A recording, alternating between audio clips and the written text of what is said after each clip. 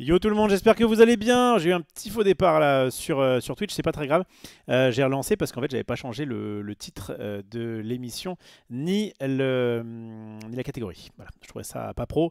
Donc j'ai relancé, il y a eu un petit, juste voilà, il y a eu forcément des arrivées et des départs. C'est pas bien grave. J'espère que vous allez bien. On est de retour sur cette chaîne magnifique Refalo, parce que j'essaye de tant bien que mal garnir de ma présence chaque soir. Sauf que j'étais pas là ce week-end et pour cause, je castais avec des immenses BG le championnat nord-américain de l'Orcana et ça va être évidemment. Je suis un peu bas là. Attendez, je suis un petit peu bas. Je vais changer un petit peu ma petite cam. Mais je disais que ça va être évidemment le. Ouais, alors du coup maintenant mon fond vert se fiche de moi. On recommence. Tac, voilà. Ça va être. Qu'est-ce que je disais? Mince, je me suis auto-coupé. C'est dommage ça. Oui, ça va être évidemment le point central de l'émission, hein. On va surtout parler de ça. Bien sûr, j'irai vous voir quand il y aura un peu plus de monde, si jamais il y a des petites questions pertinentes dans le chat, etc. On va interagir, mais c'est vrai que voilà, on essaye de sectoriser un peu plus maintenant les Blablacards. Il y a des fois où on va faire des Blablacards, où on va parler de plein de choses différentes, mais là on va rester évidemment sur l'Orcana. C'était le gros événement de ce week-end en matière de TCG. Il y aura peut-être d'autres TCG qui faisaient d'autres trucs, mais enfin en tout cas, nous on était focus là-dessus, puisque Ravensburger nous a donné encore une fois la chance avec donc Val, PL et moi-même de caster un gros tournoi de l'Orcana. Cette fois-ci on n'était pas sur place parce que c'était pas à Disneyland Paris, c'était à Anaheim en Californie. Et ils se sont dit, tiens, si vous faisiez ça de chez vous, ça pourrait être plus, ouais, c'est plus économique tout simplement. C'est même mieux pour tout le monde. Ça nous évite de poser, je sais pas, enfin, je pense que pour aller aux États-Unis, le temps de revenir, ouais, je pense que tu as 4 jours où du coup tu fais rien d'autre, quoi. Et puis bon, moi vous savez, les voyages, c'est pas forcément ce que je préfère, mais quand même, bon, si un jour on m'invite pour un gros événement, évidemment, hors du périphérique, je serais quand même très content. Mais voilà, en tout cas, là nous n'étions pas sur place, mais on a réussi, et ça c'était une exclusivité, j'allais dire mondiale, sauf aux États-Unis, donc européenne, on va dire. Allez. Je sais qu'il y a d'autres pays, mais enfin, en Europe, il y a d'autres pays où ça joue bien leur cana, comme on avait un cast italien la dernière fois, on avait un cast allemand. Bon, là, évidemment, le cast anglais a moins de pertinence, puisqu'il y a déjà un cast, on va dire, américain. Bon, ça, à la limite, c'est logique. Mais voilà, il y a aussi les Espagnols qui sont quand même, a priori, un beau territoire de leur Canada, puisque c'est notamment le champion d'Europe qui est espagnol. Bref, eh ben, il n'y a qu'en France où on vous a proposé ça. J'ai un peu poussé après le championnat d'Europe pour dire, ah, ce serait vraiment cool que le championnat nord-américain soit casté eh bien, en français. Et vous avez répondu présent, pour la plupart en tout cas, puisque franchement, comment dire, le cast a fait de belles audiences, en tout cas on était très contents. Et on est arrivé à un pic à plus de 700 pour une chaîne qui avait, je crois, qui a même pas 15 jours, qui n'était pas, même pas affiliée, et où il n'y avait eu aucun contenu jusque-là. Donc c'est vraiment très cool. D'ailleurs ce contenu, je vais vous le montrer maintenant, est à retrouver. D'ailleurs, si jamais c'est toujours pas le cas, bon, je reviendrai un peu là-dessus. Je me suis fait des petits onglets, j'ai bossé un peu, j'ai fait mes devoirs. Donc, allez suivre la chaîne Disney Lorcana _ FR. Le fait qu'il y ait déjà plus de 1000 followers, ça fait très plaisir. Et je vous le dis, on est en train de négocier le fait de refaire ça bien plus souvent. Là, c'était un premier test. Ce premier test a été plutôt concluant. Et donc, on va essayer tout au long de cette année. Peut-être pas sur absolument tout, mais enfin, en tout cas, moi, si je pouvais, je ferais ça sur tout. Voilà, je vous le dis. Il y a notamment les Lorcana Challenge à Melbourne, donc en Australie, les 1er et 2 février. Je vais essayer d'être sur le coup. En tout cas, je pousse dans ce sens-là. On verra bien s'il y a du mouvement devant.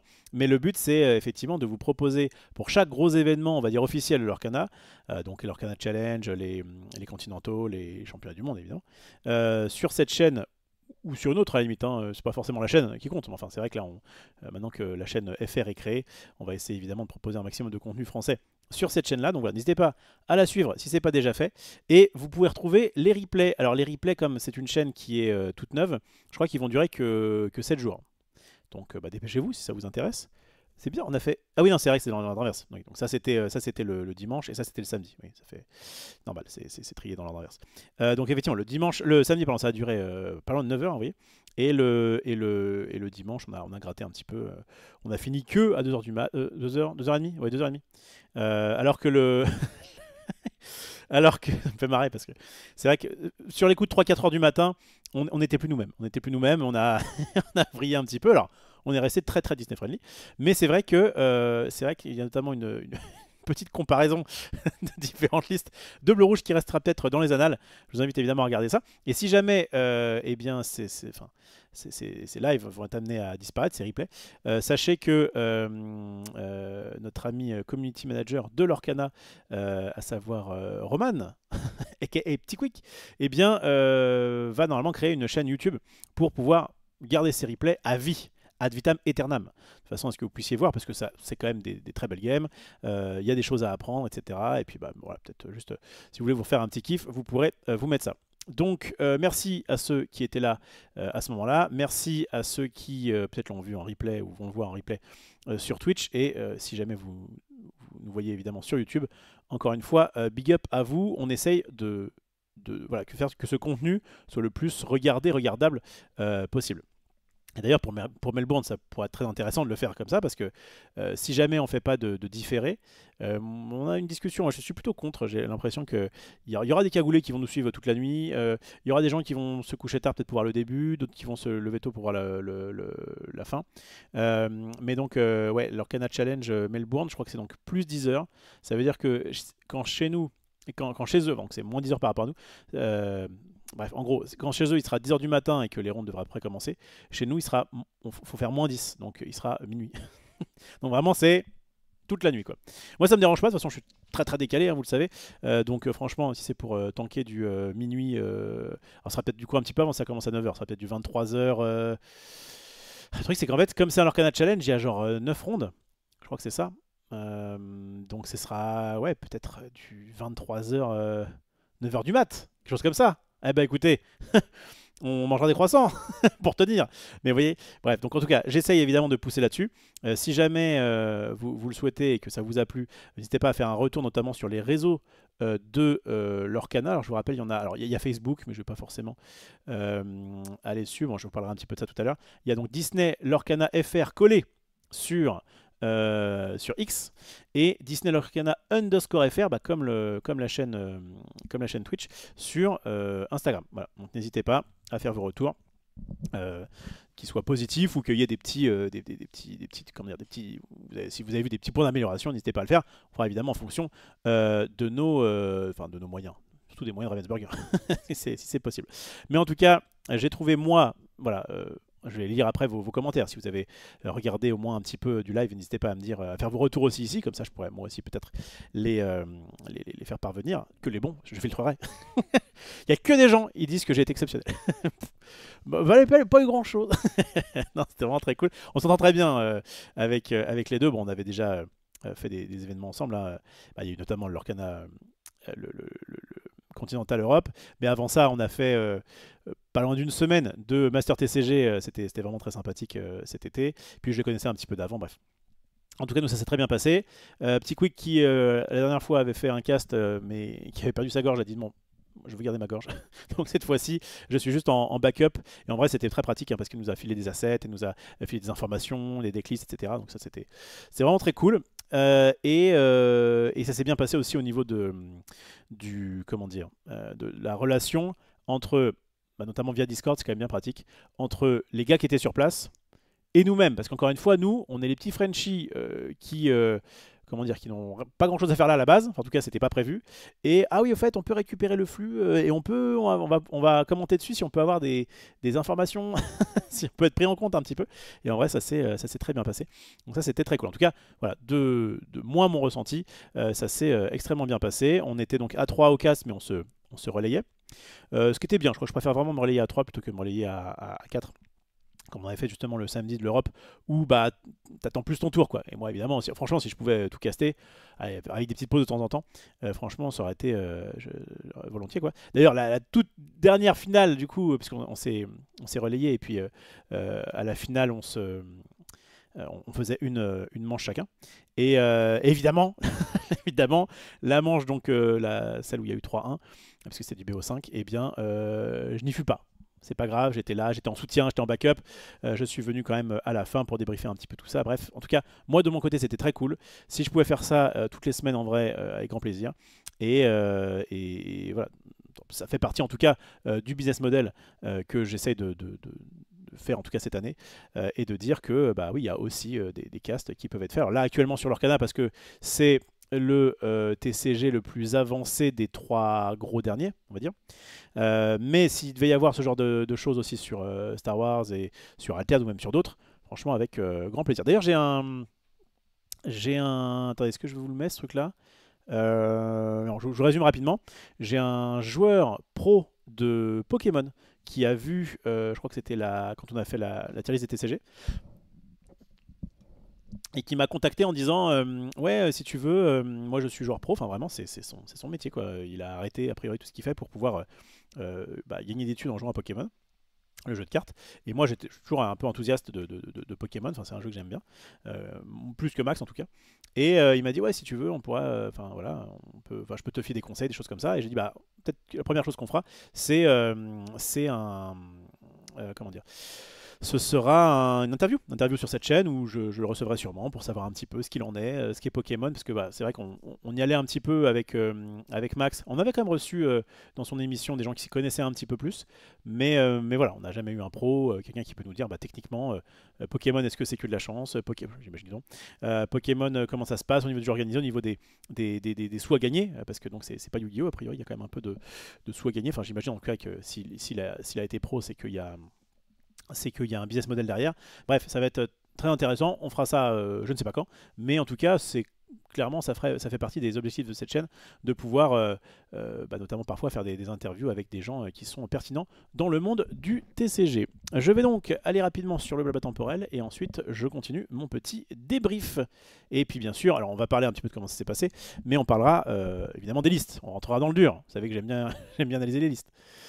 Alors, hop là, j'active le chat du passé avec Folzoka, j'espère que tu vas bien. Salut à Illuminers, Legacy TCG, mon cobaye il y a quelques jours. Ça m'a aidé en vrai, hein. Ça m'a aidé de... Alors, j'ai regretté le fait de ne pas avoir testé un bleu-violet. Et d'ailleurs, à ce propos, on va aussi parler de la suite, là, puisque en fait, dès ce week-end, c'est le lancement des championnats de 7. Franchement, c'est bien curvé, comme on dit.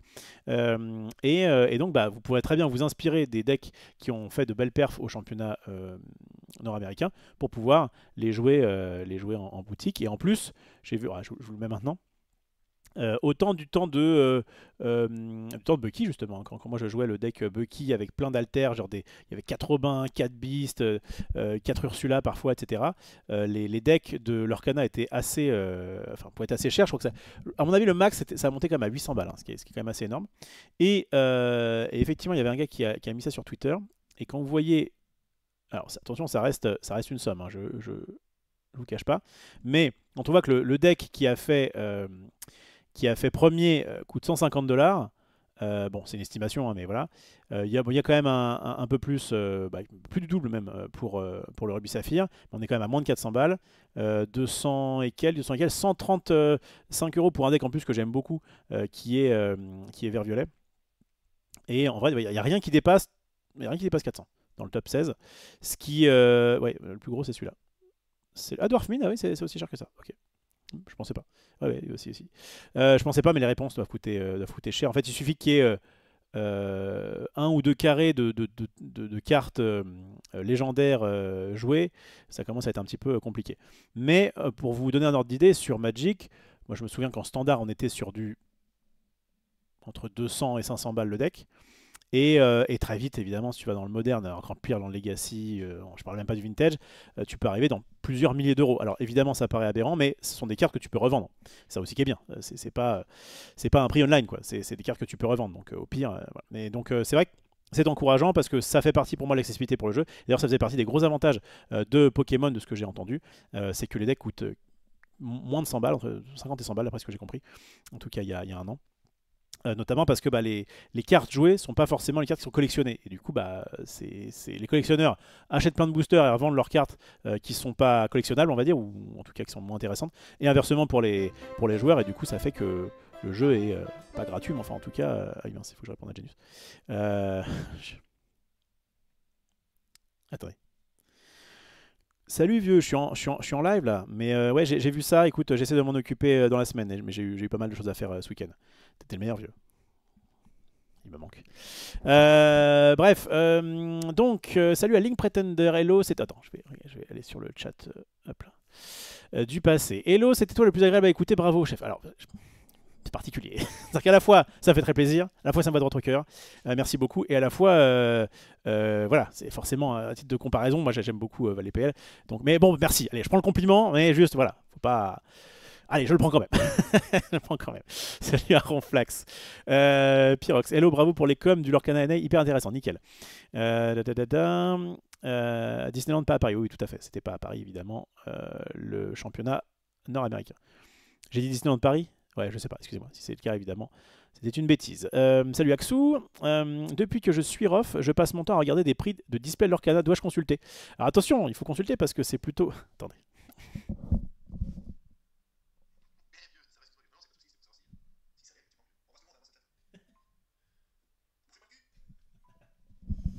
J'ai bien fait de pas... J'ai bien fait de pas mettre le dernier message, n'était pas très Disney friendly.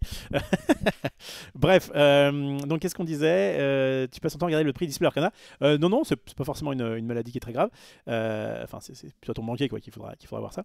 Et surtout, j'allais dire quoi? Oui, je vous encourage quand même, si jamais vous voulez donc récupérer ce genre de deck, à plutôt acheter des cartes à l'unité plutôt qu'à acheter, des displays. Je trouve que les displays c'est cool quand une édition vient de sortir et tout, il y a l'émulsion, tu ouvres des cartes, machin. Une fois que c'est sorti, enfin, tu peux te faire un petit kiff de temps en temps, évidemment, mais en tout cas en termes comment d'optimisation de prix par rapport à ce que vous avez, je pense que c'est quand même mieux d'acheter à l'unité. Vous étiez en physique à côté ou chacun chez soi? On était chacun chez soi. Et alors autant eux en plus ils sont pas très très loin, je crois qu'ils sont de Toulon. Autant moi j'étais près de Paris et bon ça aurait été un peu compliqué. Mais grâce à la magie d'internet et notamment grâce à la magie du fond vert, on avait effectivement un peu l'impression qu'on était c'est comme si on était sur place même. On était sur place. Et je dois dire que en fait, ce qui est cool, c'est que là, en plus, on a vraiment les retours de sensations entre être un événement physiquement, quoi, comme donc, à Paris, donc à Disneyland Paris pour le coup, ou être en remote. Et je dois dire que les deux ont leurs avantages et leurs inconvénients. Forcément, être sur place, dans un cadre magnifique, avec l'émulsion des joueurs, enfin le fait d'avoir, je crois que c'est pas le bon terme émulsion, bref l'effervescence des joueurs, etc. pour aller croiser, pour aller les interviewer, ça c'est peut-être ce qui m'a manqué le plus. J'aimais bien essayer d'aller chercher le mec avant qu'il parte pour dire viens au cast. Voilà, donc il y a plus de petits moments comme ça qui sont l'interview notamment de l'italien qui était marrant sur les championnats d'Europe. Et donc ouais, il y a moins ça c'est vrai qu'on perd ça et voilà, mais on gagne évidemment en côté pratique. Hein. C'est-à-dire que moi, peut-être 5 minutes avant le lancement du live, j'étais peut-être en calbut dans mon lit. Enfin, tu vois, ça c'est quand même assez pratique. C'est qu'au moins, au niveau temps et au niveau trajet, forcément, c'est bien. Est-ce que l'un vaut l'autre? Je ne sais pas trop. Je crois que les deux sont bien.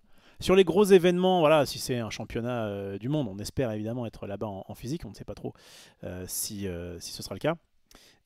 Sur un championnat nord-américain ou sur un Lorcana Challenge qui n'est pas en France, c'est pas déconnant qu'on soit chacun chez nous et puis voilà.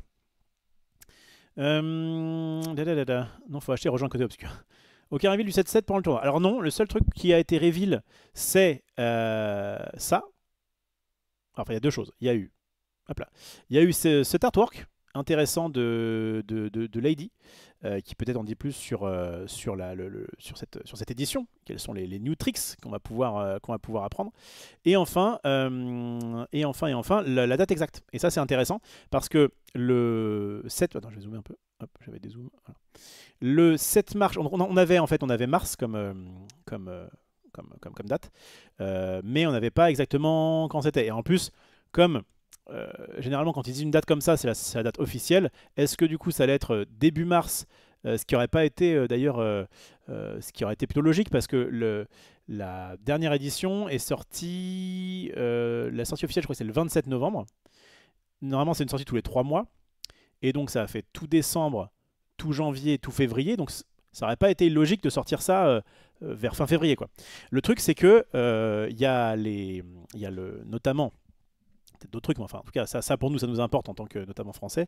Il y a le Cannes qui est donc, alors je vais me mettre ça comme ça, qui est fin fin février, début mars. Voilà ça. Donc ça commence le 28, vraiment tout fin février. Pour en tout cas je crois que le 27 c'est la journée presse. Les 28 pour le public quoi. Le 28, 1er et 2 mars. Donc c'est vrai que si c'était tombé à ce moment-là, et je crois que c'était le cas d'ailleurs, je crois que c'était tombé à peu près à ce moment-là sur l'année dernière. Je crois que l'année dernière qu'on avait eu des packs justement du 7-3. Ouais, je crois que c'était début de 7-3. Oui, c'est ça. Parce que du coup, ça a fait 7-1 août-septembre. 7-2, ça devait être novembre-décembre. Et 7-3, voilà, c'était comme ça. Et du coup, c'était pas très pratique, notamment pour les boutiques et même pour les joueurs, de participer à ça. Enfin, le fait qu'ils cannent, ça change quand même. En tout cas, dans le paysage français, c'est un petit peu c'est particulier, notamment du monde de jeux de société. Et donc là, le fait que ce soit la semaine d'après, c'est cool. C'est cool, enfin, notamment pour nous. On va pouvoir faire Cannes tranquillement. Peut-être que d'ailleurs, à ce moment-là, il y aura peut-être des reveals, des choses comme ça. Bon, ce sera la dernière semaine. Ce serait pas aberrant. Et ensuite, la semaine d'après, on pourra faire notamment les avant-premières de ce 7-7 qui donc devrait sortir donc le 7 et donc le 8 et le 9. Alors, c'est facile à retenir. Le 7-7 sort le 7. Voilà, on est bon. Et donc ça sort le 7 dans les boutiques spécialisées et le 21 mars en mode mondial, donc dans tout ce qui est Fnac Cultura, etc. Qu'est-ce qu'on disait? Voilà, et donc c'est à peu près tout ce qu'on a eu effectivement. Le fait donc qu'il y aura comment ça s'appelle? Mince. La liste, j'ai du mal. L'univers de La Belle et Clochard. C'est personnellement pas du tout le dessin animé que je préfère, mais why not? Pareil, ça s'enterre un peu sur les chiens. C'est pas forcément le truc que je préfère, mais why not? Je suis pas, je suis pas hostile, voilà. Je suis pas hostile. Ça me vend pas un rêve monstre, mais comme, en fait, je préfère encore une fois avoir des cartes intéressantes avec un style qui me plaît pas que l'inverse. Évidemment, vous connaissez mon credo, je pense, à force. C'est Pumba, le vieux credo, évidemment. Tac, je vais retourner sur le blabla temporel pour lire quoi. Donc pas de review en tout cas de cartes du 7-7. Et en même temps, c'est normal puisque c'est pas tout de suite. Là en plus, il va y avoir donc les championnats de 7, du 7-6. Et vivement les championnats de 7 du 7-7 qui seront peut-être un 7 juillet. Non, ce sera trop tard. Bref. Salut à toi, Yvito. Yep, j'ai regardé, c'était super bien, mais j'avoue m'être assoupi avant la fin. Bon, en même temps, il était tard. Hein. La première journée, ça s'est fini à 4h du mat, heure française, et deuxième journée, 2h, 2h30 à peu près. Non, je confirme, les 3 ont été géniaux. Un qui sortait quand même du lot. Arrête. Ça fait pas pour Valez-moi. Bonne surprise avec le bleu. C'est vrai que bleu-violet, c'est en tout cas, moi je vais faire un championnat de 7, je crois que j'en ai un. Le 25, il faudrait que je vérifie. Donc là, ce week-end, j'ai un Planetary Qualifier de Star Wars. D'ailleurs, je pense que normalement, demain, on fera du Star Wars. Planetary Qualifier de Star Wars. Et le dimanche, on va être chez Max pour la nouvelle saison des Jours du Dimanche 2025. Donc ça va être cool. Il faut que je vois si... Non, je crois que pour la première, je pense que je vais aller chez Max.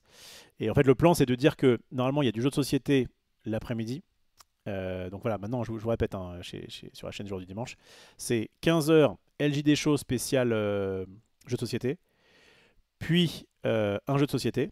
Et donc là, sur cette partie-là, je peux être là ou ne pas être là si jamais j'ai un événement particulier de jeu de cartes. Et ensuite le soir, techniquement, je serai rentré, à moins qu'il soit un truc à l'autre bout de la terre. Et le soir, donc à partir de 20h, LJD Show spécial TCG. Donc on viendra évidemment, je pense, on reviendra sur ce tournoi-là. Notamment, plus quoi, oui, plus après du TCG à partir de 21h. Alors je sais pas trop ce qu'on va faire ce week-end. Normalement, on est censé recevoir cette semaine les nouveaux produits Magic, puisqu'il y a la nouvelle édition, c'est une édition de réédition sur Innistrad avec des vampires, des choses comme ça, et des horreurs, qu'on va retrouver, c'est les avant-premières ce week-end. Et puis, donc ouais, c'est pas impossible qu'on reçoive des trucs, je sais pas trop, comme c'est une édition un peu particulière, j'en sais rien. Et voilà. Donc oui, bonne surprise avec le bleu-violet, c'est pour ça. Toujours quand je fais ça, c'est que j'ai oublié un truc mais que c'était pas si intéressant.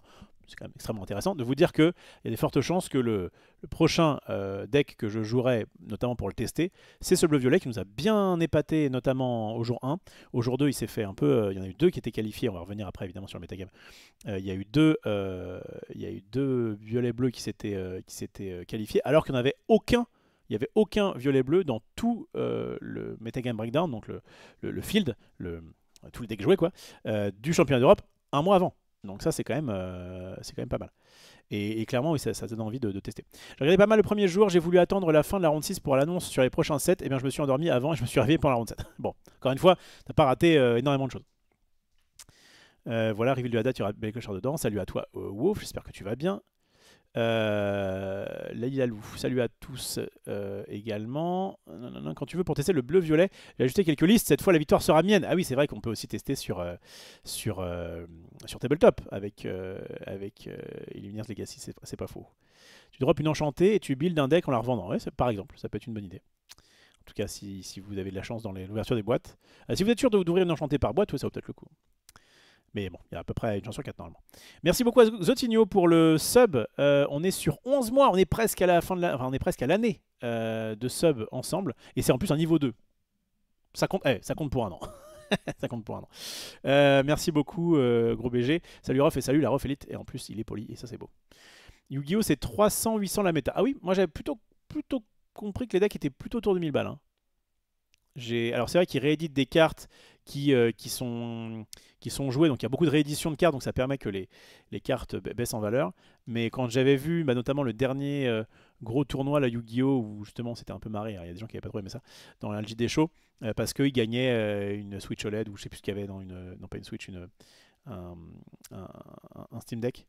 Et bref, voilà. Et une carte qui n'était pas folle, enfin bref. Et parce que Yu-Gi-Oh! Ils aiment pas mettre des cash prizes. Je crois que c'est notamment à cause du créateur du jeu. Alors je sais plus comment il s'appelle. Il est décédé malheureusement. Mais qui avait dit non, je veux pas d'argent. Et donc vous aurez des tapis, vous aurez des peluches et vous aurez des Steam Deck. Bon, à l'époque, il n'y avait pas de Steam Deck. Mais voilà. Et il me semble en tout cas avoir vu le prix aussi moyen des cartes et qu'on était plutôt sur du 1000-1005 de tête. Enfin, allez, je dirais entre 700-600 et... Non, j'ai dit quoi? Ouais, 600-700. Et ouais, je crois que pour le plus haut, ça devait être entre 1005. Donc j'avais plutôt estimé à un peu plus de 1000 balles le deck, mais bon, ça doit. C'est une estimation, hein, ça peut être sur un site qui n'est pas forcément. Pour Petit Quick, regarde quoi? Pour Petit Quick, regarde pas, Rof. On le garde ou pas? Bah, ça m'arrangerait. Bon, j'arrive dans le présent pour lire un peu toutes vos bêtises. Fab, c'est surtout l'équipement qui coûte, mais c'est cool, tu peux le jouer avec plein de héros. Ok. Effectivement. Coucou à moi du futur, ce lister qui se salue. Bah écoute, n'hésite pas. Encore un salut à Xotinho, salut à Aurel. Triste que personne te demande d'autographe. Dis-le. Oui, c'est ça le truc. C'est ça le problème. C'est vrai que quand je me déplace la plus-value de me déplacer dans un événement, c'est que j'ai plein de trucs à signer. Je fais, j'ai pas le temps. Bon, attendez, vous me donnez combien pour l'autographe? Et voilà, ça fait forcément un petit billet en plus. Il aurait fallu faire gagner des buckets signés, tout à fait. Merci pour le Supercast FR, le consultant. Je t'ai vu effectivement dans le chat, je m'en souviens. Les comparaisons de decklist de 3h du mat sont rentrées dans la légende. Écoutez, je vous répète que la rediffusion est prévue ici. Et s'il y a un petit coup dans le chat, elle peut peut-être nous dire où elle en est au niveau de la chaîne YouTube. Parce que ça pourrait être bien. Parce que regarder sur Twitch, c'est ok. Mais c'est vrai que en plus, ça va bientôt disparaître. Donc ça peut être bien qu'elle s'en occupe au lieu de dire des bêtises dans le chat. J'aime beaucoup, nous dit Berserk. Bah, c'est nickel. Je fais quoi? Je le garde ou je le garde pas? Alors il y a eu quoi? J'ai pas vu le sondage. J'ai pas vu le résultat. Bon, on imagine qu'il y a eu 100%, et puis voilà. Et puis ça marche, on est parti.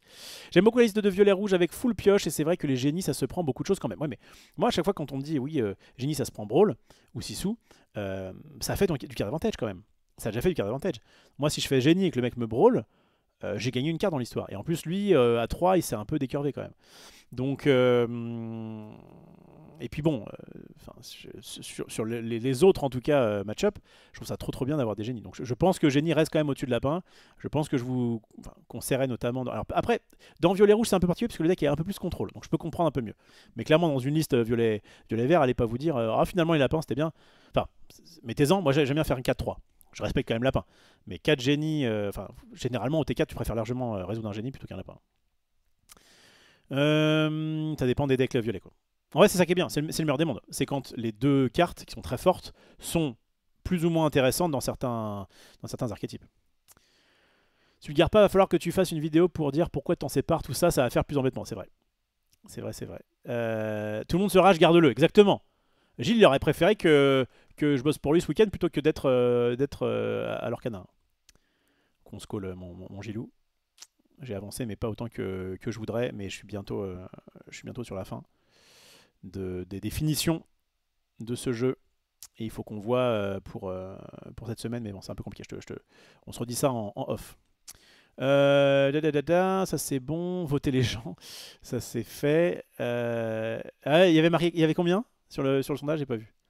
Salut à toi Christian, tout à fait d'accord, et s'il le gère pas, le génie valeur 2 clairement. Petit quick. Cette semaine la chaîne on espère, sinon semaine prochaine. En fait dans l'idéal faudrait qu'elle soit créée avant que les replays soient dead. Mais bon, tu fais ce que tu peux. Puis elle fait pas non plus ce qu'elle veut. Il y a Disney derrière quand même. Et alors, comment vas-tu? Ça va très bien les royaumes de Kaya. Les émissions chez Max reprennent quand? Donc je le disais, c'est à partir de dimanche prochain. On va donc faire maintenant, on va condenser le jour du dimanche sur le dimanche. Alors c'est pas parce que c'est le nom, mais en tout cas, on va redevenir les joueurs du Maxi Dimanche. Étant donné qu'on va faire à la fois émission Jeu de Sauce et à la fois émission TCG le dimanche désormais. Voilà, j'ai hâte de revoir du Flesh and Blood, même si c'est pas ton préféré. C'est vrai que c'est pas mon préféré, ça reste quand même un très bon jeu. Et d'ailleurs, c'est actuellement les seuls, il y en aura peut-être d'autres, mais c'est actuellement les seuls à nous dire ah, on va peut-être vous payer cette année pour faire des émissions. Crois-moi bien que si c'est le cas, c'est dans la vite mon préféré. Déjà, l'Orcana, qui me paye pour caster, je l'ai bien mis en haut. Hein. C'est que ça, hein, d'ailleurs. C'est que ça. Les gens qui se disent oui, peut-être ils sont vendus, peut-être pas. Bah, si, bien sûr. Ça, ils sont vendus.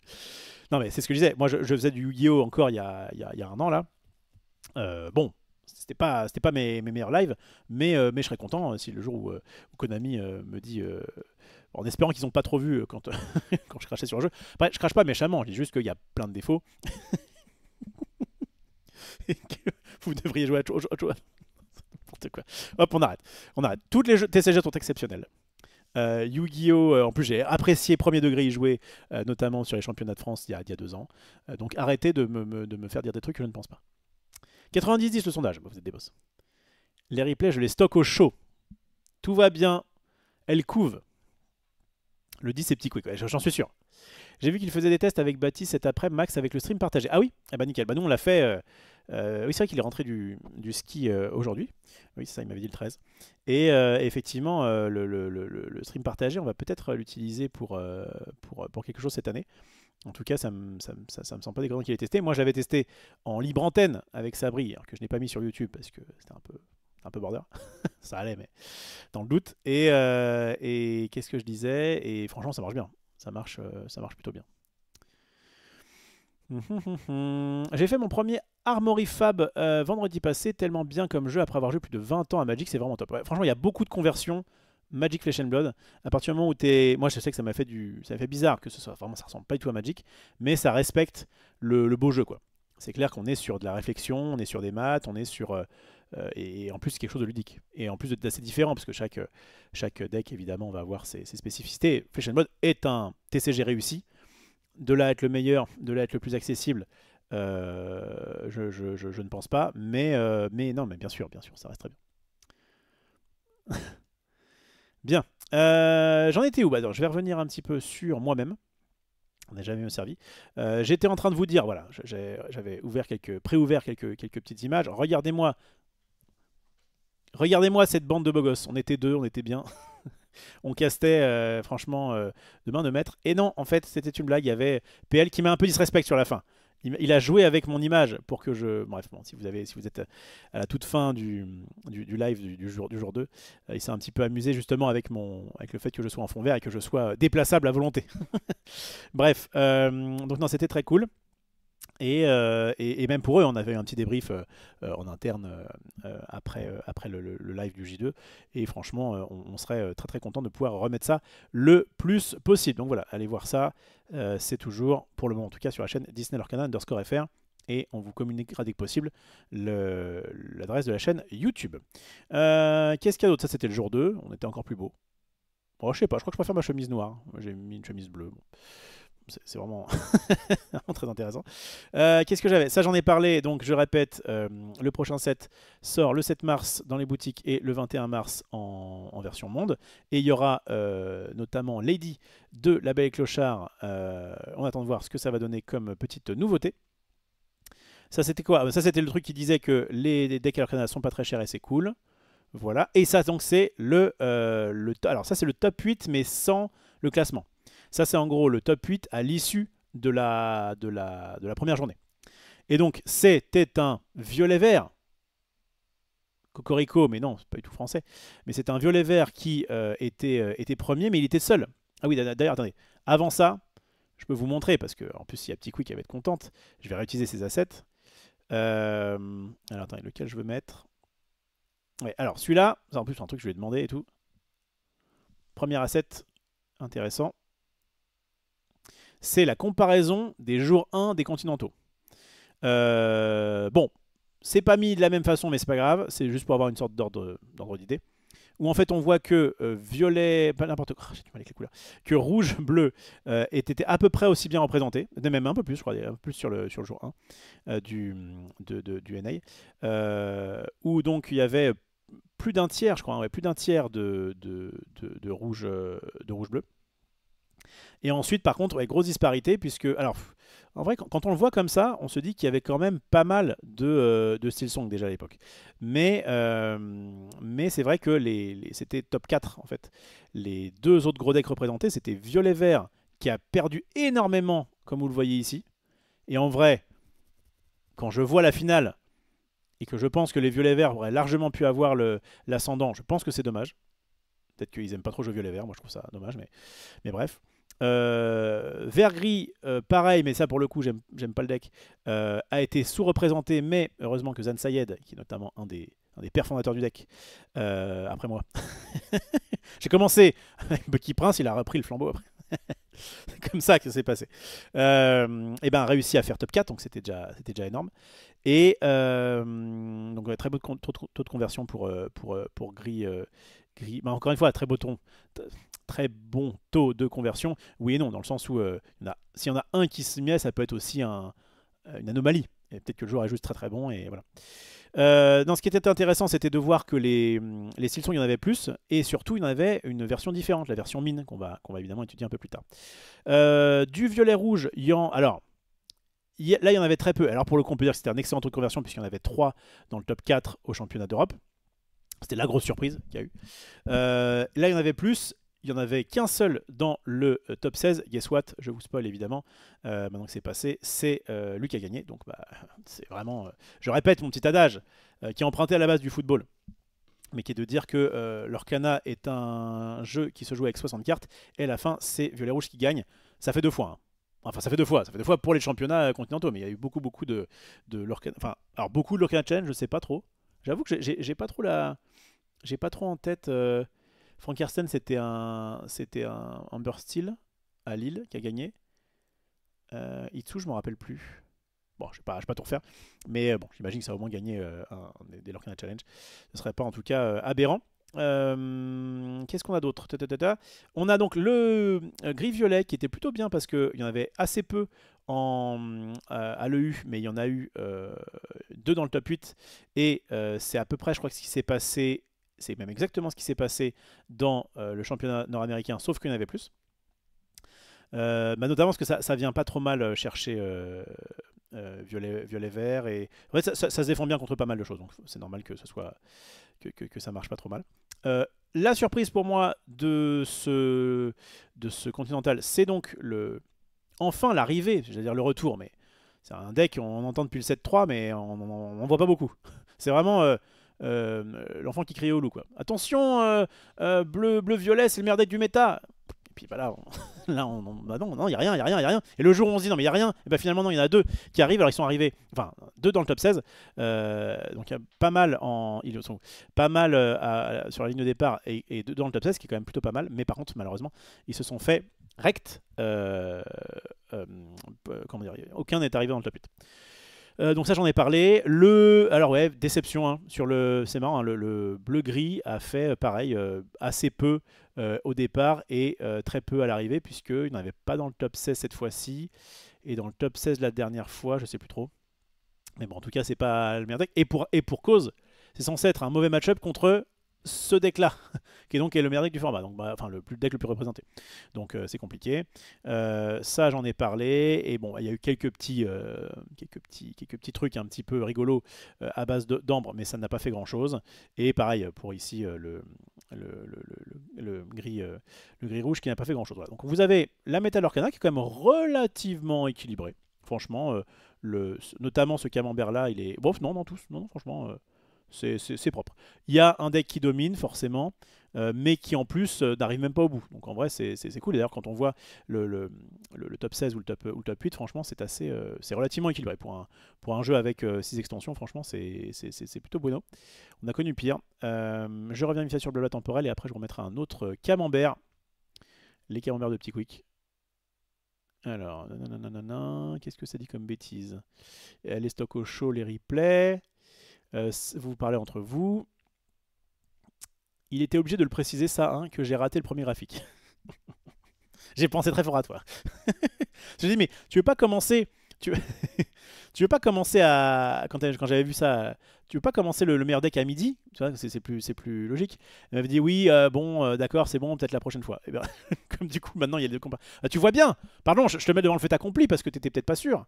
Voilà, là au moins les gens voient que bon, il y a un problème. Mais tu sais quoi? Ce sont des très beaux graphiques. C'est exclusivité française ça aussi, hein, messieurs dames. Vous ne verrez pas ça dans d'autres pays. Et franchement, c'est très bien. C'est peut-être une idée de moi à la base, mais en tout cas, c'est elle qui fait tout avec ses petites mains et c'est déjà pas mal. On forme un bon duo avec Petit Quick. Hop là. Professionnellement, j'entends. Un merci à Monsieur Rofelos qui me fait aimer les jeux de cartes style Shards of Infinity et Altered. Il y a longtemps que j'avais pas vu de Shards of Infinity, mais c'est vrai que c'est un bon jeu, hein, un jeu de deck building. Et Aldered, qui est évidemment très très cool. Nouvelle carte là, qui arrive du coup vendredi, si je suis dispo. Évidemment, je vous ferai un petit Blablacar spécial reveal donc d'Altered, hein, puisque la prochaine extension arrive à grands pas. Et j'en referai sur cette chaîne très bientôt. D'ailleurs, je fais normalement une avant-première le 26, je crois. Bref, ça c'est fait. T'étais mon... c'est vrai qu'il est bien. T'étais mon meilleur allié jusqu'ici. Non mais commencez pas à vous mettre en allié. Ça va m'embêter. En quoi il est raté ce graphique? Il est pas raté. Il aurait pu être mieux. Le pourcentage les plus gros ne commence pas à midi. Ouais, c'est ça. Il a fait que de me le répéter. Ah, je l'exploite. Je l'exploite. Voilà, je suis pas expert, mais il me semble que si tu fais commencer en haut, genre à midi sur une horloge, le plus gros quartier commence. Je voulais pas que ça devienne un sujet, mais effectivement, c'est quand même plus simple à lire comme ça que. Alors là, il y a celui-là, puis après il y a celui-là. Mais je voulais pas en faire des caisses. Promis, je voulais pas en faire des caisses. Parce qu'on me lance dessus. Ouh là là. Mais vu son appétence pour l'esthétique, il se rend pas compte du temps que ça prend de faire un jeu graphique. Non mais. Je voulais pas en arriver là, je voulais pas en arriver à ces extrêmes. Mais me dis pas que ce graphique joli, tu mets plus de temps à le faire que ce graphique raté. Ne me dis pas ça. Bon, pourquoi 96 EUI et 126 NA, j'étais pas devant l'écran depuis 30 minutes? Eh bien, je vais te répondre très simplement. Était qualifié pour ces championnats, le top 16 des Lorcana Challenge du pays en question, enfin du continent en question. Donc il y en a eu 4 en Europe, dont 1 en France, et 6 aux États-Unis, qui est donc un continent plus gros, on va dire. Et donc c'est pour ça qu'il y avait 16 x 2, 32 joueurs de plus. Et en plus, en vrai, il n'y a pas, de ce que j'ai compris, il n'y a pas 126 joueurs qui sont présentés, mais plutôt 121. Ce qui est encore plus compréhensible qu'en Europe où il y a eu, je crois, 2 no-shows. No show, c'est quand un gars se présente pas. Alors qu'il est quand même qualifié pour championnat comme championnat. Enfin bon. Je crois qu'il y en avait un qui était qualifié, mais qui avait un tournoi One Piece en parallèle. Il a préféré aller sur One Piece. Bon, bah, chacun son problème. En fait, comme ça se passait en Californie, me semble-t-il, c'était peut-être compliqué au niveau du trajet pour certains avec ce qui se passe là-bas. De ce que j'ai compris. Ils n'ont pas des bons CM les autres. Tout à fait. Ça on peut être d'accord là-dessus. Il y a un Lorcana Challenge de plus en NA. Je crois qu'il y en a 2. Je ne vais pas contredire. Hein, mais bref, il y a plus de quartiers. Bon, écoutez, on va arrêter ceci. Vous savez quoi? Puisque vous voulez des camemberts, on va en remettre un autre. Donc ça, c'était la comparaison entre EU et NA. Et donc, comme je l'ai fait bosser. Attendez. J'ai aussi eu... c'est quoi ça? Ça m'intéresse pas trop. Ça non plus. Ça m'intéresse. Attendez. Oui, c'est ça qui m'intéresse. Parfait. La comparaison. On va zoomer. Hop. Mais quel bel asset. Oh là là là là. Et en plus, un camembert qui commence à midi. On applaudit Petit Quick dans le chat, s'il vous plaît. Regardez comme c'est plus simple. Regardez comme c'est plus simple. On a donc à gauche... Ah oui, non, c'est ça. Il y avait un tiers, donc vraiment, je pense à 1 ou 2 pourcentages près.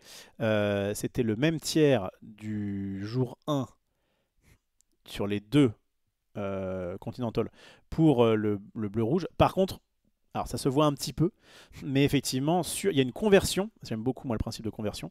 Donc entre le jour 1 et le jour 2, c'est vraiment là où on peut voir que voilà ce qu'il y avait sur la ligne de départ, voilà ce qui reste. Et effectivement, bleu-rouge avait très bien performé puisqu'il y avait 6 bleus-rouges dans le top 16. Et clairement, la conversion était, je crois, beaucoup plus intéressante que celle du jour 2 à l'Europe, en tout cas en ce qui concerne le bleu-rouge, bien sûr. Pareil, donc ouais, c'est très propre de voir ça aussi. Les Amber Steel ont réussi à bien transformer, puisque on était sur 3 Amber Steel, et donc vous voyez même on voit que le camembert est plus grand. Ça c'est beau, enfin, la part de gâteau. Là où je vous disais que c'était intéressant, c'est donc ce violet bleu a surperformé, on va dire, par rapport à combien ils étaient. Pareil pour... bon, je répète un petit peu ce que j'ai dit tout à l'heure, mais là, c'est encore plus beau avec un graphique... Alors, peut-être que j'aurais... Comme c'était le même... Si je peux me permettre, peut-être que j'aurais... Comme je crois que c'est le même nombre, c'était 2 joueurs et 2 joueurs qui sont qualifiés. Pour respecter plus ce qu'il y avait là, peut-être que j'aurais mis le bleu-violet au-dessus. Voilà. Mais vraiment, c'est un détail. C'est un détail. Voilà. Et du coup, pareil sur, pareil sur ça. Je pense que j'aurais respecté un petit peu... s'il y en a en tout cas autant, évidemment s'il y en a plus, faut le mettre devant, hein. Mais si jamais c'est respecté autant, je pense que c'est peut-être mieux comme ça. J'ai supprimé ce que tu as envoyé sur WhatsApp. Non. Attends, m'envoie des messages gentils, le supprimer maintenant. Quand même pas tout le temps que j'ai des éloges. Bref, qu'est-ce que je disais? En tout cas, voilà. En tout cas, on voit bien que avec ce superbe camembert, un petit détail près, superbe camembert sont très bien. Et d'ailleurs, moi, je me rappelle lui avoir dit, t'embête pas à faire des images, etc. en fond, ça va t'embêter, mais juste les encres, c'est le principal. Je me rappelle aussi t'avoir dit, oui, centre-les, parce qu'avant, ils étaient là, ouais, on vous donne les coulisses. On vous donne les coulisses. Et je trouve que c'est très bien comme ça. Très bien comme ça. Bon. Bref, il est taquin, effectivement. Qu'est-ce que je disais? Voilà, en tout cas, c'était intéressant de pouvoir voir ça sur un seul et même graphique, je trouve. Et maintenant, on va s'attaquer du coup à ce top 16. Alors, attendez, hop, je vais revenir là-dessus. Je vais voir s'il n'y a pas un autre graphique un peu sympa. Après, c'est directement les quarts de finale et compagnie. En vrai, ça enchaîne. Alors ça, vous allez voir, c'est beaucoup moins beau, pour 2 raisons. La première, c'est que je l'ai chopé sur un... J'ai chopé sur un truc du... Attendez. Ah là là là là. La saleté. Je l'ai chopé sur un... comment dire, sur un asset qui était dans une conve, et du coup, c'est en très mauvaise qualité. Je m'en excuse. Ouais, c'est tellement moche que je me demande si je vais pas aller le prendre directement sur... Regardez ce que ça fait. Ça, c'est pas Petit Coup qui l'a fait, hein. Regarde ce que ça fait, c'est pas dingue. Qu'est-ce que je voulais faire? Ouais. Bon, je crois que c'est pas très grave, hein. Ouais, je crois ça va nous prendre plus de temps qu'autre chose. Donc allons là-dessus. Donc les huitièmes de finale.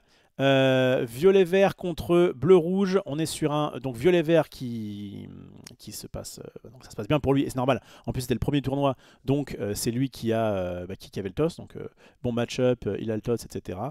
Bon ça va. Et qu'est-ce que je disais? Par contre il est arrivé contre Zansayed. On a cassé cette game. Et effectivement là c'était très compliqué pour lui, hein, enfin très compliqué. Il a quand même pu arracher une game, hein, mais c'est vrai que le gris vert est pas très cool contre gris violet, j'en sais quelque chose. Et ensuite, donc c'est Zan Sayed qui s'est qualifié, mais qui par contre s'arrête là contre Edmond Chou, qui en fait a quand même perdu. Zan Sayed, vraiment le GOAT, qui a quand même perdu contre le premier du tournoi. Donc bon, la perf est quand même très belle. Il a quand même 3 Mickey Gold, hein, le gars. Ici on a quoi? Ici on a donc malheureusement ce violet bleu qui n'arrive pas à passer contre Zansayed et ensuite ça va faire comme ça. Edmond Chou, on sait que comme il a fait une perf, comment dire, il a fait un tout droit jusqu'en finale, et bien il a battu d'un côté un violet bleu et ici un... Merci beaucoup à OneLore Lorcana pour le raid. On est en train de revenir avec cet asset un petit peu pixelisé, j'en conviens, sur les championnats bien sûr nord-américains de Lorcana qu'on a eu hier et que j'ai eu la chance de caster avec Valepel, avec une superbe personne en backup. C'est le cas de le dire. Donc, on revient donc sur ça. Salut tout le monde. Et donc, j'étais en train de dire quoi? Donc, oui, que Edmond, il avait une version, on va évidemment l'analyser tout à l'heure, une version qui était spéciale contre, notamment bleu-rouge, contre le contrôle, et qui était, du coup, a très bien fonctionné. Et évidemment, en miroir de bleu-rouge, bien joué, c'est un bleu-rouge qui a gagné. Et enfin, dernier asset, perdu. Voilà. Hop. Tac, le bracket réponse, je vais mettre d'ailleurs sur réponse pour que vous voyez mieux. Donc qu'est-ce qu'on a vu? On a vu que les deux violets-gris avaient réussi à l'emporter contre d'un côté un bleu-rouge et d'un côté un Amber Steel pour se rencontrer, pour forcément s'affronter en quart de finale et donc se court-circuiter, c'est le mot que je cherchais. Et puis Patrick Côté s'est fait battre par Scott Markesson, le finaliste, donc ce bleu-rouge qui était intéressant et qui a réussi à battre le gris-violet, ce qui n'est pas totalement illogique, pas dans le sens où gris-violet est un mauvais match-up, mais dans le sens où c'est un peu 50-50 gris-violet contre beaucoup du field, et donc ça dépend de pas mal de choses. Et comme Scott a notamment fini deuxième à l'issue des rondes, il a commencé toutes ses games, donc ça l'a forcément aidé à arriver en finale. Mais bon, il fallait faire top 2 sur 120 plus là au jour 1. Qu'est-ce qu'on voit? Donc on voit que les Amber Steel, il n'y en a qu'un qui est passé, sur les trois, il n'y en a qu'un qui est passé au top 8. Et c'est Sean Long, on regardera tout à l'heure ça. Sean Long, c'est ça? On regardera ça liste tout à l'heure parce que vraiment c'était 3 listes très distinctes.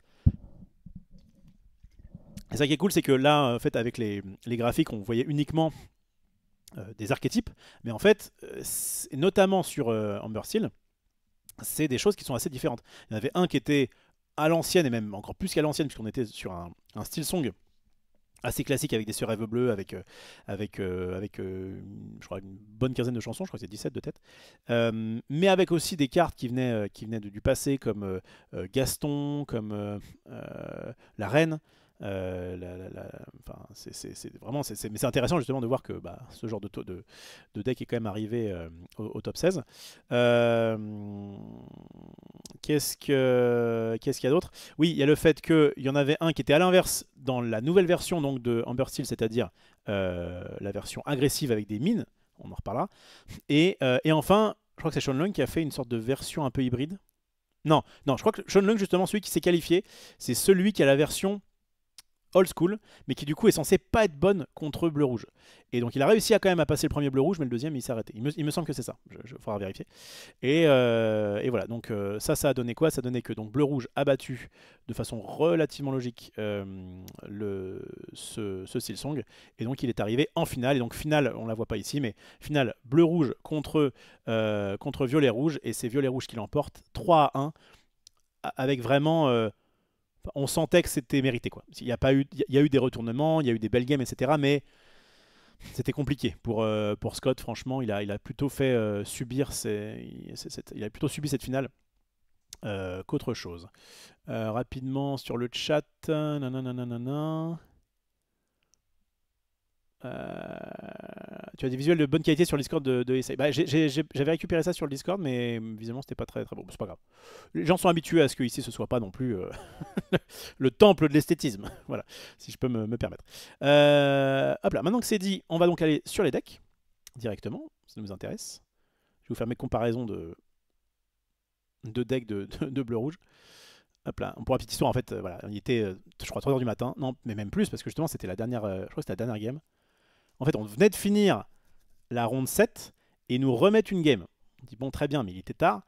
Et une game en plus de miroir de bleu-rouge, pas accéléré, parce que des fois, c'était accéléré. Et où là, je me suis dit, bon, bah, pour essayer de mettre un petit peu d'ambiance, enfin, en tout cas, je vais essayer d'avoir une plus-value que juste de caster les plays. Je vais faire la différence entre les deux decklists. Et c'est vrai que ça s'est pas passé comme je le voulais. Mais ça a fait un grand moment, en tout cas, selon pas mal de viewers, et selon notamment ValetPL eux-mêmes, qui m'ont dit, mais on était... T'es mort de rire. On était en transe. On était en transe devant tes paroles. Il paraît que ça sert pour endormir les enfants. Si Scott avait eu une dime, il aurait peut-être pu gagner. Ah, peut-être. Il n'avait pas de Lucky Dime. C'est vrai, dans son deck, et ça a dû lui faire défaut. Mais après, si ça lui a servi à arriver jusqu'au top 2, bon, déjà ça. Hein. Qu'est-ce que je voulais voir? Alors, je voulais vous montrer du coup les decks en question. Qu'est-ce qu'on va se faire comme deck? Allez, rapidement. Je vais essayer d'aller vite sur les decks. En plus, je vous les ai trouvés en français. J'ai réussi à mettre enfin le truc en français. On y va. Avec donc ce violet-vert. Qu'est-ce qu'on voit de beau? Donc, je vais à chaque fois essayer de vous parler des... Je vais essayer d'aller vite. On en reparle dans une heure. Et je vais essayer de vous parler un peu des spécificités de chaque deck par rapport à ce qu'on a l'habitude de voir. Bon, alors il y a des decks que je connais plus que d'autres, mais en tout cas celui-ci je connais bien pour l'avoir bien joué. Et là on voit notamment qu'il y a deux Olaf. Non, mais en vrai, Olaf, c'est quand même pas trop mal pour aller chercher justement les decks agressifs. On peut aller chercher les rondins, le fait que ça ait un 3, ça peut aller chercher les adeptes sur la box. Je pense que c'est même d'ailleurs fait pour ça. Pour dire, bah tiens, je vais chercher ton adepte. Si en tout cas, ça te le force en tout cas à le sacrifier. Parce que sinon, bah, Olaf, c'est un peu le chef, quoi. Mais bon, j'en suis pas très fan. Moi, je préfère augmenter ce ratio-là. Parce que là, on va dire que si les deux Olaf, ça devait être 2 Diablo. J'ai l'impression quand même que c'était mieux de faire 2 Diablo. 4 rondins, évidemment, c'est très fort. Donc voilà, beaucoup de T1. Et 4 Pégase. Et ça, encore une fois, ça lui a servi. Hein. Je dis juste que moi, je vous déconseillerais de jouer des Pégases. En tout cas, si là, ce que je vais vous dire peut vous servir pour le championnat de 7. Bon, encore une fois, c'est mon ressenti. Si vous voulez mettre 4 Pégase, faites ce que vous voulez. Mais ce Pégase est quand même un petit peu léger. Et notamment, sa version alter est pas forcément dingue parce que elle ne fonctionne que si on arrive à la jouer sur en tout cas, son dernier effet, c'est que si on arrive à la jouer sur le premier Pégase, quoi. Et donc, bon. Et sinon, 3-3 insaisissable pour 5. Qu'il aura 2, c'est pas la folie. Donc je suis pas trop fan de ça. Notamment, il a dû cutter les Elsa et je pense que ça aurait pu lui servir. Encore une fois, il a fini premier à l'issue des rondes et il s'est fait éliminer du coup en top 8 contre un mauvais match-up. On peut pas dire que ce soit un mauvais deck, mais voilà. En tout cas, moi je pense que je mettrais pas ça. Madame Mime, je sais que Artabax qui aimait bien violet-vert les avait dégagés. Moi je trouve que c'est bien de mettre les Madame Mime, au moins 3. Gogo Tomago, évidemment, il faut en mettre 4. Triste Cire, alors à la place de Banzai, il a combien de non ancrables? Il en a 12 en fait. Il a cut les Banzai pour mettre des Tristes Cire. C'est pas inintéressant. J'ai l'impression quand même que Banzai fait le taf.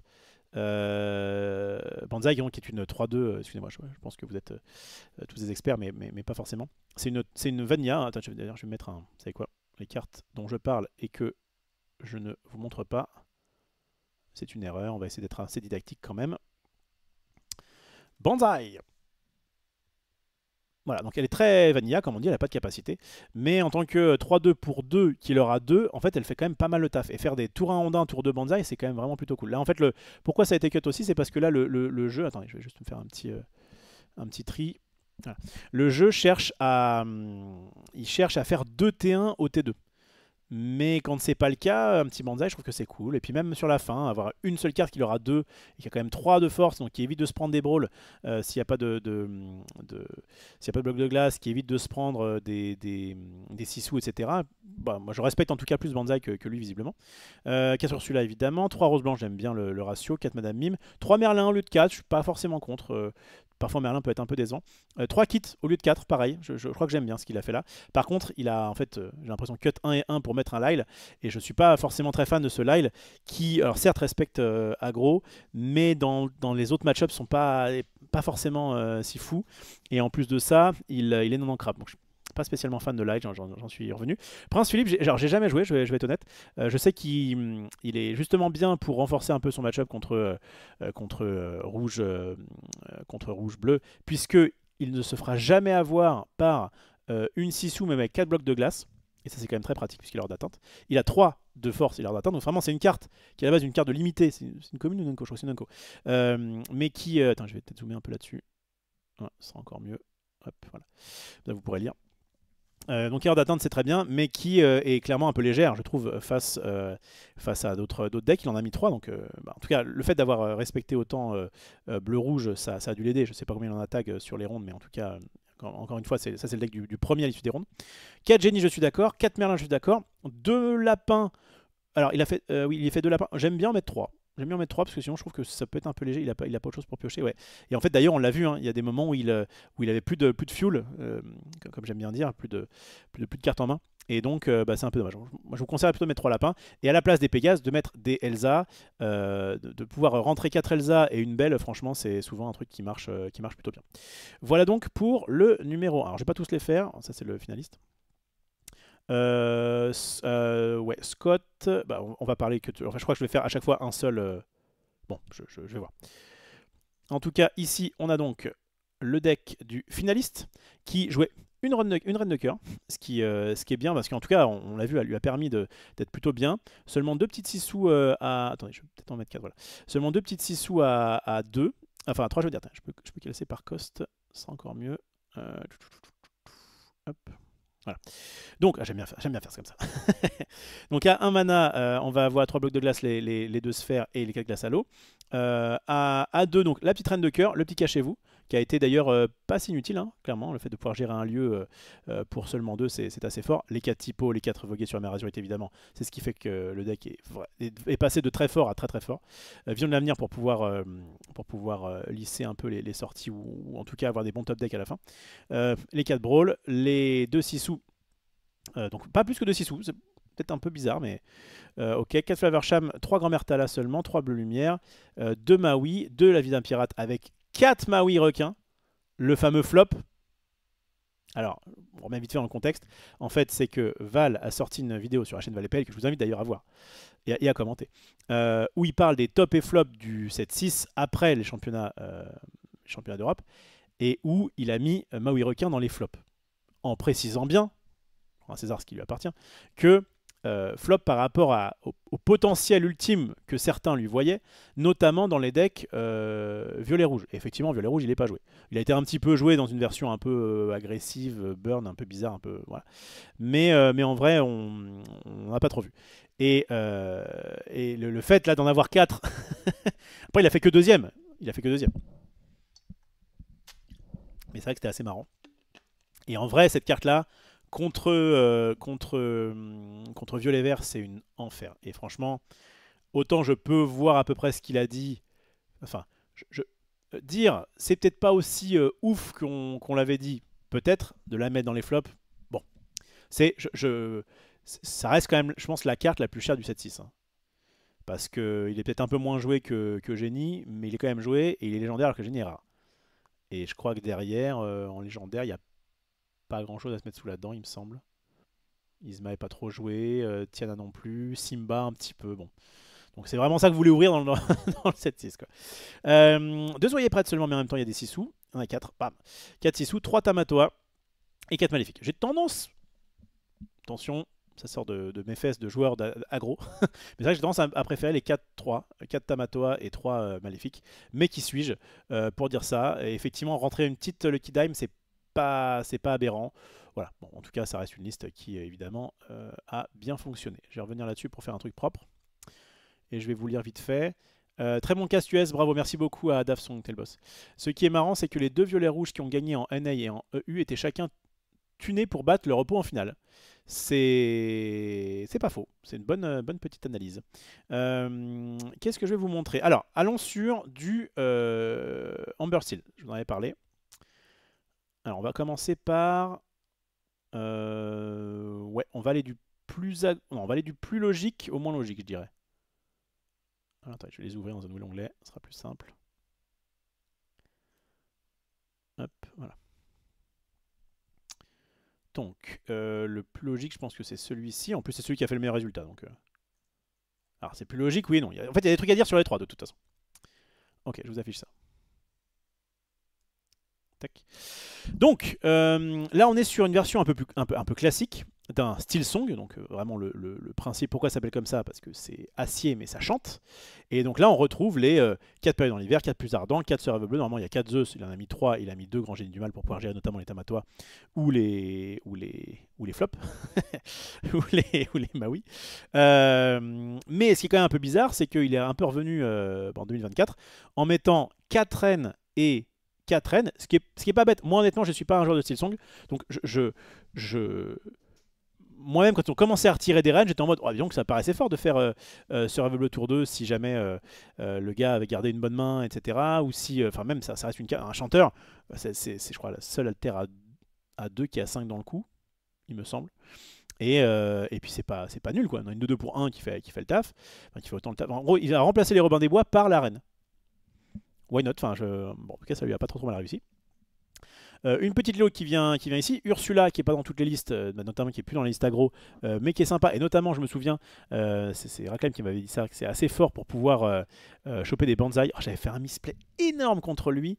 En fait, il avait une Ursula folle que j'avais par reflet. Pas trop vu, et je connaissais pas trop Ursula à l'époque, c'était au Lorca Quest quand il me ressort du top 8, où je vais prendre du lore avec Banzai. Il fait ok, avec Ursula, j'attaque ton Banzai, je me soigne de 3 avec réponse. Et j'ai fait putain. Après, est-ce que j'aurais dû m'arrêter de prendre du lore à ce moment-là? Je ne sais pas, mais bon. En tout cas, je me souviens de ça. En tout cas, je me souviens qu'il m'avait dit après la ronde, quand j'ai fait putain, j'ai fait un misplay infâme, il dit ouais, bah en fait, les Ursula sont notamment là pour ça. Comme elles ont 4 de force, elles peuvent se prendre 3, et du coup, après, elles peuvent se soigner avec réponse de façon simple. Mais c'est vrai que du coup, dans une version plus aggro, c'est une carte à 2 qui leur K1, c'est pas la folie. Le mouche, le boss, Ariel évidemment. Et alors, comme il aime tellement Ariel qu'il a mis aussi Gaston, qui est une Ariel qui, à la place de ce texte qui est très fort puisqu'il faut du card advantage, gagne 1 de force.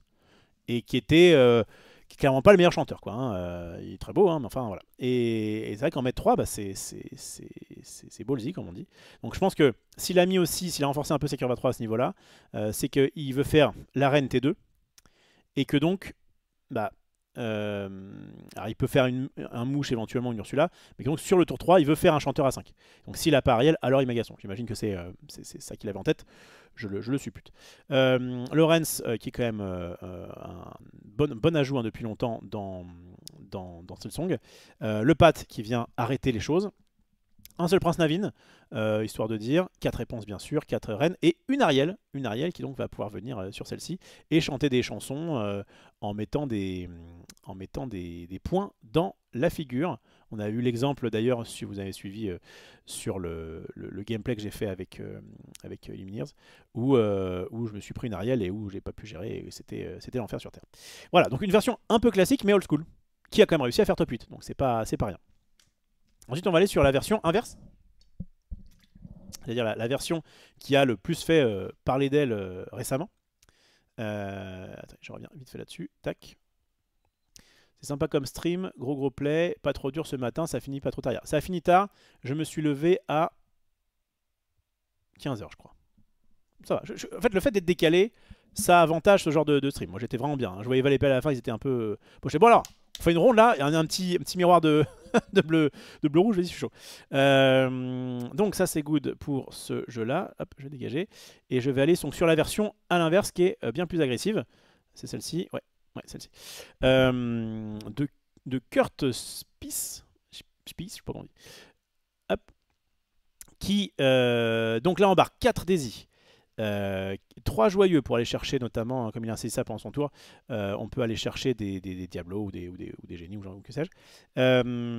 Et surtout, il est intéressant parce qu'il est chevalier, on y reviendra. 4 Lilo. Vraiment, on veut cette carte qui, lors de 2 pour 2, et qui permet de revenir, si on le souhaite, au début du tour. Je sais pas si maintenant x3, ouais, c'est peut-être encore mieux comme ça pour vous, je crois. x2, c'est un peu too much. Oh, encore que. Non. Je crois que c'est. Est-ce que vous voyez, quand je fais comme ça, attends, quand je fais comme ça, vous voyez un peu le texte ou pas? Ou est-ce que c'est mieux de zoomer? Après, je vous en parle vite fait, mais c'est vrai que comme j'essaie d'aller un peu vite. Voilà, j'aime bien trier par coup, ça, on voit la curve, je trouve ça très bien. C'était pas mal pour dépeindre. bonne référence, mon Gilou. Donc voilà, une petite curve 1 intéressante. Une curve à 2 donc, qui embarque 4 Lilo, 2 Porcinets. C'est bizarre pour une version agressive. Enfin, Porcinet se prend quand même beaucoup de choses. Les tours de réponse, j'en parlerai plus tard. 4 Kaloun. 4 Monsieur Mouche et 4 profs. Et donc c'est là où on va revenir sur les lieux, puisque normalement le lieu du moment, alors, je sais pas s'ils ont un truc... Oh là là, c'est bien fait. Qui donc, ouais, une petite surprise, alors ça vient du 7-5, il y en avait quelques-unes qui étaient jouées, mais c'était vraiment à la marge. Et c'est vrai que là depuis peu, c'est devenu une bonne version, notamment parce qu'elle est censée battre le gros...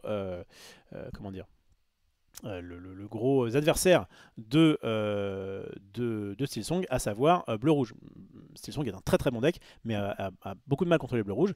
Et le fait d'être très agressif et d'avoir notamment cette mine des nains qui permet à la fois de l'orer à distance et de pouvoir, quand même, pour respecter un petit peu aggro, mettre des points grâce à nos chevaliers, et bien c'est notamment grâce à nos chevaliers, et bien c'est vraiment, en tout cas, le nouveau deck. Certains l'appellent le deck Mine. La preuve, hein. Non, pardon. Ça c'est parce que je suis sur la carte. Ils l'ont appelé comment? Ils l'ont pas appelé. Bon, mais ils l'ont appelé. Non. Bref, en tout cas, c'est un petit peu le. Et donc ça, c'est par contre une petite spécificité de ce deck. Il a mis en plus des 4 mines 2 tours de réponse qui ne leurrent pas. Et en même temps, bon, elle a 8 de volonté, donc ça serait un peu trop. Par contre, les personnages sur celui gagnent plus 3 en volonté, ce qui fait que ça permet de faire résister notamment les Lilo en fin de partie. En vrai, quand il l'a fait, je crois que c'était pas si mal. Bon, je sais pas trop si je vous conseillerais ça. Encore une fois, j'ai pas trop joué le deck. Mais en tout cas, c'était intéressant de voir qu'il y a encore des cartes qu'on ne connaît pas et qui arrivent dans le top 8. Non, lui, il a fait top 16, il a pas fait top 8. Dans le top 16 d'un si gros championnat. De John Silver pour éviter. Bah, je vais faire ça comme ça. Pour justement, dans une optique très agressive de tu ne m'attaques pas. Et moi, ça me permet en fait de gagner un tour, puisque donc il y a un personnage qui ne pourra pas défier au prochain tour. Et en plus, c'est un capitaine. Et donc. Ça trigger, enfin ça aide Mouche à ne pas se prendre des crabes sur les orteils. 4 Lorenz, 4 pattes, 4 périodes dans l'hiver, 4 plus ardents. C'est d'ailleurs les 2 seules chansons qui restent. Hein. On veut pouvoir gérer le board adverse.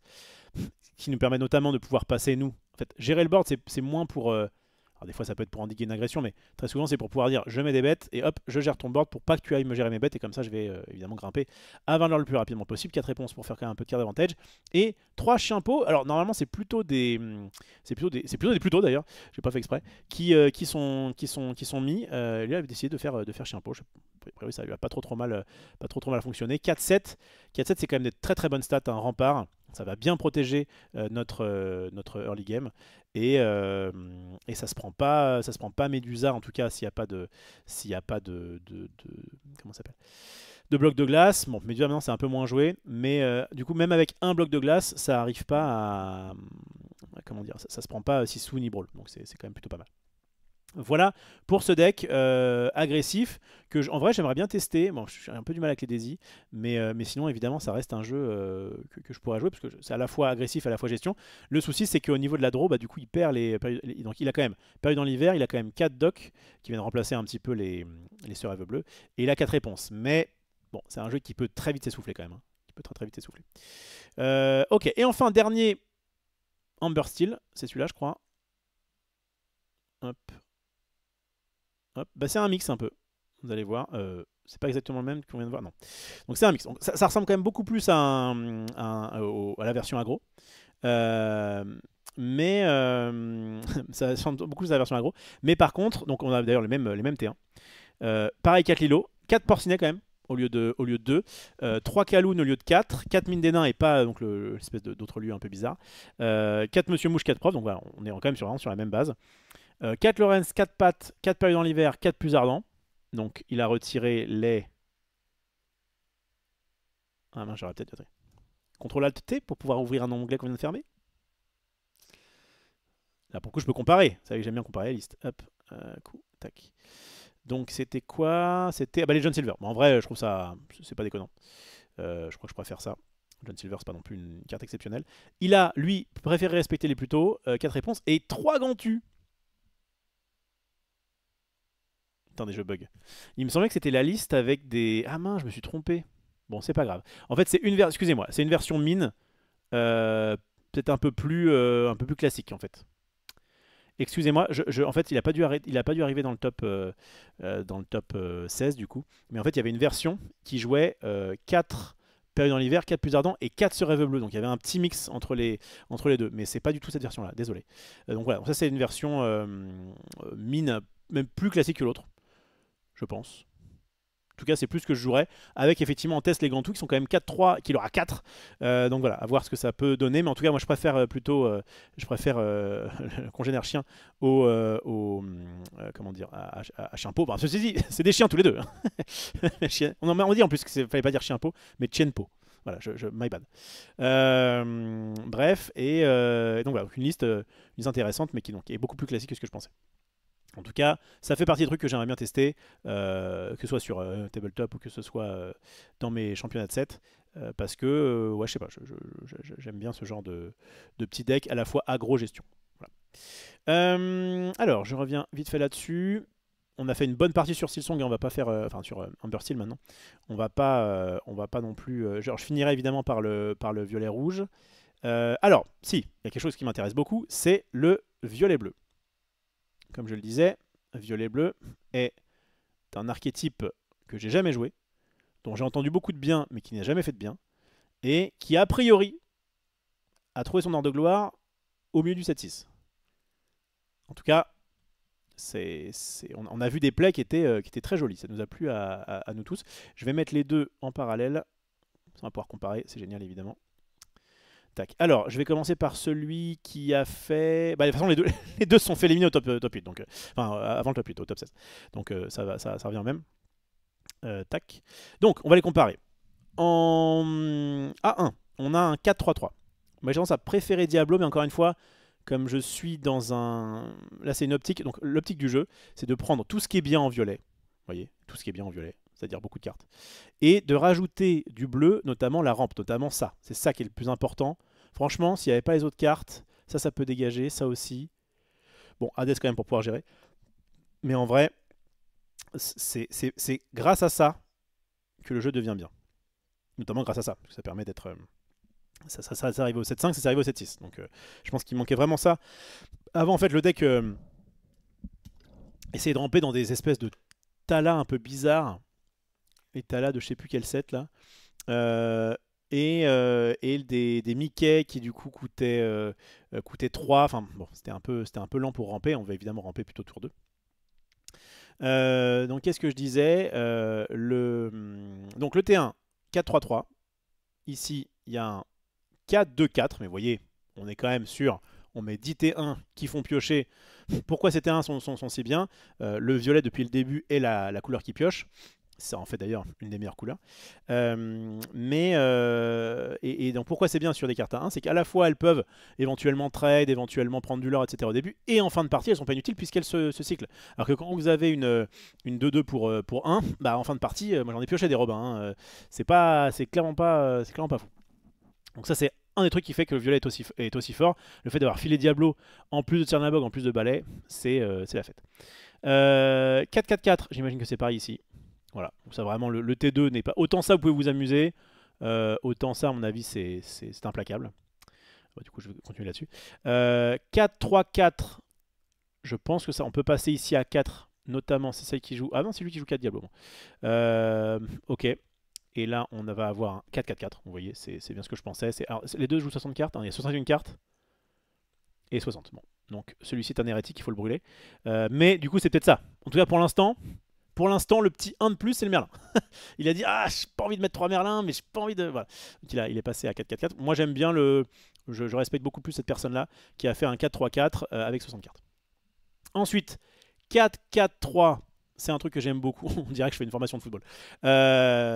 C'est un. Le 4-3-3 d'en haut. C'est un. Comment dire, c'est ce que j'aime notamment bien faire aussi dans Violet-Vert. Alors, c'est peut-être pour ça que j'aime tant ce jeu. C'est qu'en fait, on remplace un peu d'agression du Violet-Vert par du ramp. Et donc, ça peut être intéressant. Qu'est-ce qu'il a fait, Joseph? Il a fait un 4-4-3, mais avec 3 manoirs de Picsou. J'ai l'impression qu'il y a mieux que Manoir de Picsou, surtout en violet. Est-ce que c'est pas bibliothèque qu'il faudrait peut-être plus mettre que Manoir de Picsou, qui est très vanille, hein, j'ai même pas besoin de vous l'ouvrir. C'est une carte à 4 qui a 9 de résistance et qui l'aura 2. Voilà, point. Bah, on voit pas parce qu'il y a le x3, mais donc c'est très vanilla. On s'en fiche de mettre des persos dessus, même si ça coûte que 1 parce qu'il n'y a pas d'intérêt. Donc ouais, c'est vraiment juste pour les fins de partie. Ouais, je sais pas, je préfère la version de Ryan pour l'instant. Surtout que ces 2 cartes là en moins, ces 3 cartes là en moins ont permis de lui mettre autre chose, on va voir ce que c'est. Donc 3 belles, ah, c'est peut-être ça, hein. 3 belles ça me paraît beaucoup. Ouais, il n'y a qu'une belle, donc ouais, c'est peut-être ça qui a cut. 3 belles, ça me paraît beaucoup. 4 Elsa, 2 Donald et un Let It Go. Alors, Let It Go, je suis pas. Pourquoi pas, effectivement, ça permet d'avoir une sorte d'effet Hades en plus. En fait, le problème de ce deck depuis le début, c'est pour gérer les cartes. Donc, pourquoi il met 4 Elsa? Bon, déjà, c'est une très bonne carte et ça permet de gérer. 3 belles, parce que mine de rien, ça permet de gérer. Et un Let It Go, ça aide. Le Donald, je sais pas s'il est c'est un peu trop tard.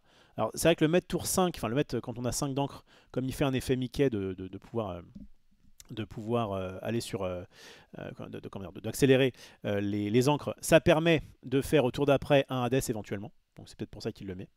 Et ça permet de se rapprocher éventuellement du Nelza. Donc pourquoi pas, mais je sais pas si je suis très fan. Lui a mis un qui trouve garde qui permet de faire du draw 3 pour 5, ce qui me semble un peu trop con. Ah ben les deux ont mis Donald en fait. Bah c'est pareil, j'avais dû voir une autre liste. J'avais dû voir une autre liste qui n'avait pas de Donald, il me semble que ça me parle. Donc les deux mettent Donald, bon pourquoi pas, faudra tester. En vrai, ça m'intéresse de tester. 3 Hades, 3 Hades, mais c'est vrai que parfois les listes en mettent 4. 3 Elsa, l'autre en met que 2 je crois. Ouais. Donc des grosses Elsa qui sont évidemment plus intéressantes avec celle-ci. Donc voilà, donc on a un deck qui est pioche, bounce, mais qui a maintenant plus je sais pas comment dire, de stabilité et de choses intéressantes à faire qu'avant, j'imagine. Mais en tout cas, j'ai bien hâte de tester ça. Et c'est vrai que les 4 génies doivent aider. Les Elsa sont évidemment puissantes. Le Voguer, voilà. En fait, il récupère du 7-6, des Diablos, Voguer sur la mer Azurite, Génie. Donc clairement, si le deck n'était pas ouf au départ, et du 7-5, il y en a quand même beaucoup aussi qui récupèrent aussi pas mal de cartes. Ça m'étonnerait pas trop que, oui, effectivement. Voilà, c'est ça que j'ai un peu envie de tester. C'est un poil plus contrôle pour moi enfin, c'est même plus contrôle que Violet-Vert. Et c'est peut-être un tout petit peu trop contrôle, je sais pas. J'ai en tout cas envie de tester. Et c'est probablement un des decks que je jouerai pour le premier, en tout cas, l'Orcana Challenge, pour le premier championnat de 7, qui, je rappelle, commence à partir de samedi ou vendredi, je crois, le 18. Dans vos boutiques locales, évidemment, n'hésitez pas à les contacter si jamais vous voulez participer. Il reste peut-être des places. Ensuite, attends, je vais retourner là-dessus pour pas que ce soit trop moche. Pour toi qui est le meilleur deck actuellement, c'est compliqué. Moi, je reste toujours convaincu que Violet-Vert est un excellent deck. Maintenant, il y a Violet-Gris que j'aimerais bien tester. D'ailleurs, vous savez quoi, on va partir sur Violet-Gris. Et Bleu-Rouge reste très stable. Je n'ai pas de... même pour faire les tiers, ce serait pas forcément évident. Violet rouge est cool. Violet bleu est cool. Amber style est bien.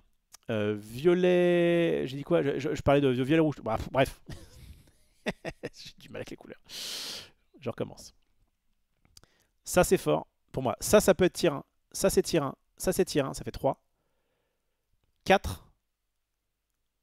Plutôt tir 2 mais à voir. Plutôt tir 2 mais à voir. Et ça, en vrai, c'est pas loin d'être tier 1, je pense aussi. Hein. Donc ça ferait 4 tier 1 et 2 ou 3 tier 2. C'est intéressant, je trouve, comme méta en ce moment. Bon, et encore, ça amené à changer, mais enfin voilà. En tout cas, ces decks-là sont clairement viables et c'est bien de voir une si grande diversité. Qu'est-ce qu'on me dit? Très bien. Concernant donc le violet gris, je vais juste... Bon, Ouais, je vais le faire en mode propre. On va donc les ouvrir tranquillement dans un nouvel onglet. Voilà. On va retirer ça. On va trier par coup. Trier par coup.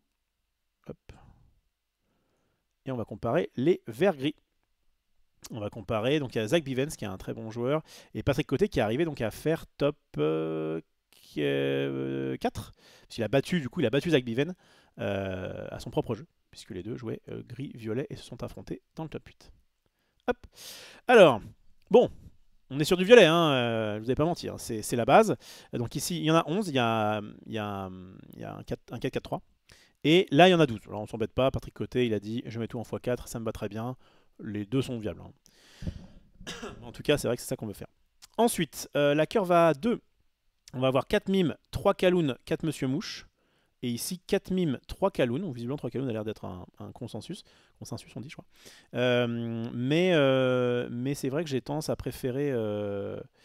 Enfin, ça me choquerait pas d'en mettre 4. Il y a combien de non ancrables? 11 ici. Et 13 là. Bon, peut-être... Bon, passer à 4 me semble pas... délirant, mais ok. 4 Monsieur Mouche. Alors, attends, 4 Doc ici. Du coup, là, il joue pas Doc?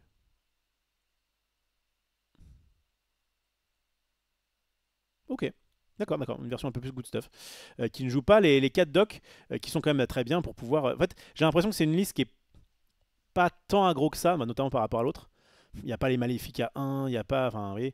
Et pourtant, il met 4 Doc. Ouais, bah, on va voir la différence. On va voir la différence. Parce que quand même, prendre 4 Doc, du coup, ça prend la place pour autre chose. 4 roses blanches.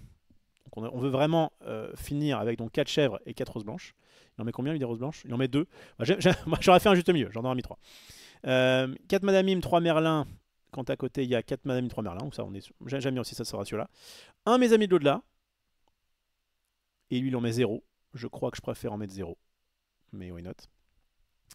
Et 4 pattes et 4 plus ardents que le feu des volcans bien sûr. Et c'est pareil ici. Donc en fait il y a quand même beaucoup de cartes qu'on ne voit pas dans ce deck là et qui bah, je pense va être compensé par le fait d'avoir du late game sur l'autre jeu. Donc là on a... Ah il joue pas de lapin. Ah il joue pas de lapin, il a pas respecté lapin. Il a préféré mettre des docks à la place des lapins. Ah ça m'embête ça. Ouais non moi je mettrais des lapins. Je mettrais 3 lapins. Je vous ai dit hein, le 4-4-3 il est bien. Est-ce que c'est ce que Zach a fait? Il a fait un 4...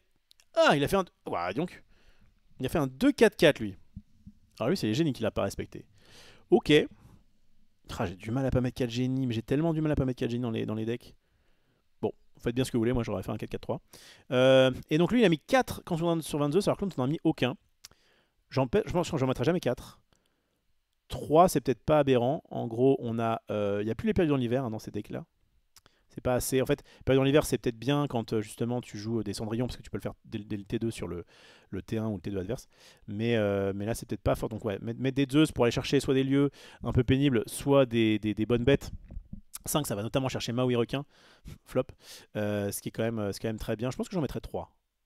Et en vrai, mettre un génie et chanter des trucs avec ou un Merlin, c'est des très bons chanteurs à 4. Contrairement en fait au vert, moi j'ai longtemps joué donc vert-gris où il n'y avait pas vraiment de très bons chanteurs à 4. Là on est sur des cartes que ça ne dérange pas de chanter. Hein.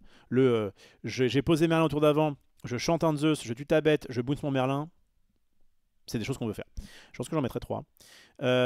Et 3 Elsa pour celui-ci, alors que l'autre joue le fameux 4 Elsa une belle. J'aime beaucoup moi 4 Elsa une belle. En fait la petite belle elle vient... elle est moins polyvalente qu'Elsa, mais elle vient fausser un peu des calculs, elle vient surprendre parfois.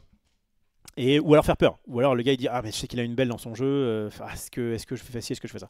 Donc ouais je pense que je ferai un mix entre c'est clairement un truc en plus dans lequel je me sens bien hein, vert violet. J'avais pas mal joué au 7-3. J'avais fait en début de 7-6 j'avais bricolé un vert violet. Pardon excusez-moi.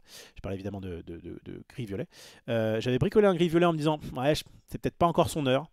Ah mais je me souviens que je voulais tester mais que Marie Grandjeu m'avait piqué des cartes et que du coup je pouvais pas jouer. Donc c'est à cause d'elle que j'ai pas pu voir. Un très bon deck du format. Et ouais, et franchement, j'aime bien ça aussi. De toute façon, tout ce qui est à base de violet en ce moment. En fait, j'ai jamais trop aimé jouer violet rouge parce que il y a quasiment toujours eu des biprépères à l'intérieur et c'est pas ce que je veux faire. Par contre, ouais, entre violet gris violet-bleu, violet-vert. Et en fait, malheureusement, violet-jaune, c'est la version très très agressive qui, moi, m'intéresse pas du tout. Mais clairement, ouais, je pense qu'il y aura du violet dans mon deck. Il y aura, quoi qu'il arrive, du violet dans mon deck. Parce que vraiment, c'est précisément ce que je voudrais jouer là s'il y avait un championnat de 7 demain. C'est soit violet-gris, soit violet-bleu. Et bon, violet-vert, c'est bon, j'ai déjà un petit peu fait.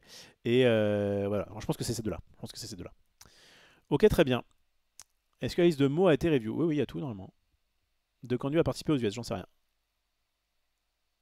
Alors quand même, c'est pas un jeu pour daltonien. Alors quand même, si vous êtes daltonien, regardez, il y a une petite marque ici pour vous dire, regardez, c'est du violet. Et c'est d'ailleurs un peu ce qu'on va faire, nous, en train donc de créer un TCG de foot. Et on était en mode, on a insisté avec Gilles pour dire, il nous faut un petit symbole comme ça pour les daltoniens. Ça mange pas de pain et ça permet de... Bref. Mais oui, c'est vrai qu'on parle beaucoup de couleurs. J'aime bien quand on parle de couleurs. Je crois que je préfère ça que dire améthyste, machin, tout ça. Dites violet gris, c'est très bien. Allons sur un ou deux autres decks et puis après on en aura fini. Hop là, je reviens là-dessus. Je dégage ça. Bon, on va évidemment finir par le meilleur. Qu'est-ce qui manque? Zan Sayed, ouais, je peux quand même parler de son deck gris-vert, mais pour le coup, je vais en dire du mal. Et en vrai, après, on aura fini, puisque les violets-rouges, les rouges-bleus, j'ai pas envie d'en analyser plus. Je suis pas un expert, et puis c'est quand même globalement des listes à peu près similaires. Et évidemment, on finira par le GOAT. Alors, Zan Sayed, c'est aussi un GOAT, ceci dit. Qui donc a perdu contre... Hop là. Qui a perdu contre donc, le champion du monde des États-Unis, nord-américain. Avec ce deck, donc, on rappelle que Zan Sayed est le gars qui, au début du 7-5, notamment au Lorcana Challenge Las Vegas, avait fini premier avec un deck. Donc Bucky a été nerf et donc quasiment ban au 7-4, enfin, quand le 7-5 est apparu. Et au 7-5, il s'est dit non mais c'est pas grave, on va quand même pouvoir défausser, notamment avec des Diablos, notamment avec des Prince Jean, etc. Et donc il a créé un deck vert-gris, très discard, encore plus que les versions Bucky, je pense. Mais qui est, pour l'avoir retesté en plus il n'y a pas longtemps, très variancé. C'est-à-dire que vraiment, vous pouvez avoir des sorties horribles dans le sens de l'adversaire ou horribles selon vous. Vous allez devoir faire des mulligans très agressifs, vous avez quand même 20 cartes non ancrables. C'est vraiment pas un jeu que je vous conseille trop, et pour vous et pour votre adversaire. Voilà, enfin, moi en tout cas, je l'ai retesté une bonne fois en disant, bah attends, beaucoup de gens me connaissent par Vergris, est-ce que c'est vraiment devenu cool? C'est pas, enfin, je trouve ça pas ça très agréable. Bon, après, si vous voulez le jouer, ça reste un deck fort.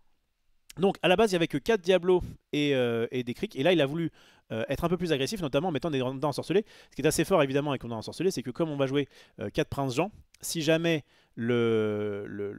comment dire, on a Prince Jean et qu'on a un Ondin et qui veut aller nous chercher le Ondin, et ben il va devoir, en plus de défausser, s'il a des cartes en main, il nous fait piocher. Donc évidemment c'est plutôt pas mal, et puis du coup c'est un peu mieux contre bleu-rouge qui, on le sait, a du mal contre les sorties un peu trop aggro. Donc je vais passer un peu sur les spells pour l'instant. On va avoir que 3 Ursula, parce qu'effectivement les chansons sont... Bah, Amber Steel, enfin Steel Song est devenu Amber Steel. Le bleu-rouge a plus ses jeux vol et a des brawls qui ne sont pas des chansons. Bref, ça me choque pas, même dans un deck défausse, d'avoir que 3 Ursula, parce que c'est moins relevant qu'avant, quoi. Et en plus, maintenant, les gens ont l'habitude d'ancrer leurs chansons quand ils en ont, s'ils peuvent, pour éviter de se prendre Ursula T2. Donc, ça me choque pas. Une seule Gogotomago, mais en même temps, c'est pas trop ce que c'est plutôt pour surprendre, parce que c'est pas un deck qui est agressif, c'est un deck qui va d'abord contrôler la main adverse et le board, et ensuite qui va gagner tout seul. C'est son but, et qui va gagner en faisant un card d'avantage très unfair, avec le fait de faire des faussettes, de piocher, de machin. 3 Kaloun, donc c'est pareil, on voit qu'il y a eu d'autres bêtes en tout cas qui servent pas que au plan discard. 3 Monsieur Mouche et 2 Profs, histoire de renflouer un petit peu sa main. 4 Cruel Diablesse, évidemment. Alors là pour le coup, j'avoue que c'est peut-être mieux de le faire par type. Parce que les chansons, on les verra après. Donc, 4 Diablos évidemment. Le but est de faire tour 1 Diablo, tour 2 je défausse une chanson, enfin une action, et je mets Diablo, et ensuite je peux commencer soit à chanter un truc, soit aller à l'aventure, soit à prendre une bête adverse, et en tout cas à faire du CA. On rappelle que Diablo est une des meilleures cartes du 7-4, et qu'elle permet 2, tant que cette carte est épuisée, chaque fois qu'un adversaire pioche une carte durant son tour, vous pouvez piocher une carte.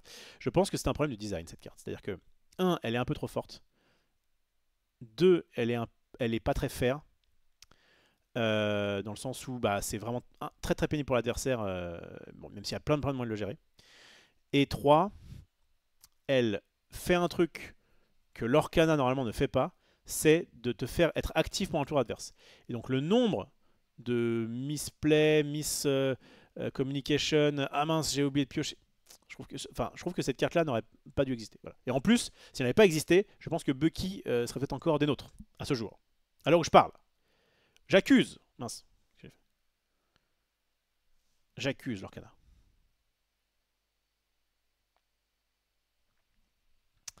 Alors, hop, hop, hop. Je reviens à mes moutons. Qu'est-ce que je vois? Évidemment, mon 4 Prince Jean. Alors, pas évidemment, parce qu'il y a eu beaucoup de decks discard qu'on en mis 3 pendant un moment, parce que bah, c'est une carte en ancrable qui peut un peu coller à la main. C'est pas forcément bien tout le temps. 4 Ursula. Alors, je suis. Je me rappelle s'il y avait 4 Ursula dans le deck de Zansayed à la base. Je crois que oui. Je crois que oui. Qui donc permet de faire d'abuser des chansons. 4 pattes, 3 muses. Alors ça au début on avait entre 0 et 2, puis finalement là on en a mis 3. 4 hypnotisés, pareil certains cut les hypnotisés parce que bah, c'est pas une chanson et que ça peut être un peu décevant. Mais effectivement le fait de pouvoir défausser l'adversaire et piocher en plus, si jamais vous arrivez à toucher la main adverse, ça fait un cas d'avantage de 1 puisque vous allez au moins piocher, vous piochez, vous perdez une carte, mais lui il perd une carte. Donc normalement ça fait un CA de 1, ce qui est pas mal. On regrette évidemment que ce soit pas une chanson, sinon ça aurait été totalement broken avec Ursula notamment. Cruel Diablesse, c'est pas une très bonne carte, mais avec Ursula et ou avec Prince Jean, ça peut devenir débile. Oui, mais bien sûr qu'on va ça jouer Ursula, puisque en fait la meilleure sortie donc c'est de faire un Diablo T2 et au T3 de faire Ursula et au T4 de faire Prince Jean. Je chante Cruel Diablesse. Voilà. Ça, franchement, si vous faites ça, si vous arrivez à faire ça dans 80% de vos parties, normalement vous êtes, vous êtes très très bien. 4 périodes dans l'hiver évidemment, qui en plus se chante très bien avec Diablo et avec Ursula. 4 plus ardent. Et alors ça c'est le fameux Un homme libre, qui est une carte du 7-6, qui je pense a pas forcément rendu le deck meilleur, mais a plutôt résolu un petit problème qu'avait le deck. Notamment là, maintenant qu'ils ont baissé la curve, ils ont retiré les bêtes à 5, etc. Il n'y a plus les morphes. Bah, du coup c'est difficile de chanter Bruno, qui coûte 5. Et du coup là, le fait de pouvoir le chanter sur Ursula, être ancrable, piocher une carte et éventuellement avoir essence plus 2, c'est pas si mal. Mais bon, on n'est pas sur la meilleure carte du pack. Hein. Je pense que c'est un peu par défaut quoi. Donc voilà pour Un homme libre. Et enfin, les 2 criques qui permettent de protéger tout ce beau monde, et notamment le fait de mettre Diablo dans la crique dès le T2 permet d'éviter un brawl si jamais l'adversaire n'a pas eu son bloc de glace. Voilà. Donc je suis pas très très fan de cette liste comme vous avez pu le constater, mais ça a permis à Zansayed d'atteindre le top 4, donc c'est pas une mauvaise liste. C'est juste que voilà, en termes de fun, on a fait mieux je trouve. Je crois que Val aime bien. T'es en mode ouais c'est bien, j'aime bien. J'ai vraiment des sorties horribles. Bref. Et enfin, comment on dit, last but not least, c'est ça? Eh bien, on va avoir le deck du champion. Attendez, tac, je le trie par coup. Le deck du champion de ce sur le championnat nord-américain, pardon. Hop. Qui embarque le carré. Le carré, enfin tout en x4 pour être sûr d'avoir un petit tour 1 sympa. Il a bien raison. Le T2 qui est toujours un petit peu décevant dans violet-rouge, et d'ailleurs c'est un des trucs qui m'embête. On met un Flynn Rider, mais c'est un petit peu, voilà, c'est un peu vu et revu le principe de dire mettre Flynn tour 2 et mettre 6 sous T2. Souvent il fait pas grand chose. Je pense que Flynn reste surtout parce qu'il n'y a pas grand chose de plus à se mettre sous la dent. Les autres couleurs qui sont alliées avec le violet, généralement elles servent à combler le T2. Au gris on pense à Mouche et à Kaloun. Sur le bleu on pense à Tipo et à Merazurite. Sur le vert on pense à Ursula, Banzai, que sais-je. Bref, mais c'est vrai que c'est notamment ça, c'est notamment cette curve là qui m'embête. Il y a cette curve là qui m'embête et il y a ça qui m'embête. Voilà. Mais sinon le reste j'aime bien. Forcément c'est. Alors, en même temps c'est à peu près les seules cartes rouges. Hein. C'est à peu près les seules cartes rouges. Donc oui, j'aime bien la base violette, mais c'est vrai que là, ça en est trop pour moi. Seulement 2 crabes, alors c'est intéressant parce que vraiment beaucoup de gens aiment bien mettre 4 crabes. Moi, c'est vrai que je suis plutôt tendance à être un peu... Enfin, c'est situationnel quoi, Crabe. Ça peut vraiment être une carte parfaite, comme ça peut être une carte vraiment très médiocre, une petite 3-3 pour 3 qui fera rien quand elle arrive. C'est un petit peu dommage. Et Bibliothèque, alors Bibliothèque, il l'a dit dans son interview à toute fin je sais pas si vous êtes resté jusque-là. Il avait dit que Bibliothèque, il avait vu, je crois, des gens au LCQ le jouer. Il avait dit, ah tiens, ça a l'air pas mal, et il en a mis 4, et bah ça lui a bien servi. Il a fait des plays à base de 3 bibliothèques, on a pu voir d'ailleurs à la finale des finales, où il développe 3 bibliothèques, et où là, il est plutôt tranquille, puisque son adversaire, il a beau avoir des anti-bêtes de masse, des removal de masse, ça a bien marché clairement. Bibliothèque, c'est un très très bon lieu, mais c'est peut-être plus facile à mettre dans ce genre de deck que dans d'autres decks violets, puisque ça se voit un peu plus contrôle, puisque notamment ça peut aider avec ses propres soyez prêtes à repartir. Donc, bref, c'est vraiment pas mal. En tout cas, c'est une bonne carte contre le match-up. Je sais que j'en avais rentré dans mon violet vert au Lorca Quest et que j'ai battu un influenceur italien ou espagnol, je sais plus, latino, et j'avais donc joué contre son rouge-violet, et Bibliothèque m'avait pas mal carry. 4000 évidemment, 4000 amis de l'au-delà, 4 bagarres, 4 sissous. On est sur un truc, c'est assez carré, la liste de violet vert, de violet rouge, mais on va voir qu'il a fait un choix. Il est maintenant le choix, c'est qu'il a fait 4 merlins, 4 merlins. Où sont les génies? Où sont les génies? Moi, c'est évidemment la question que j'aurais posée en premier.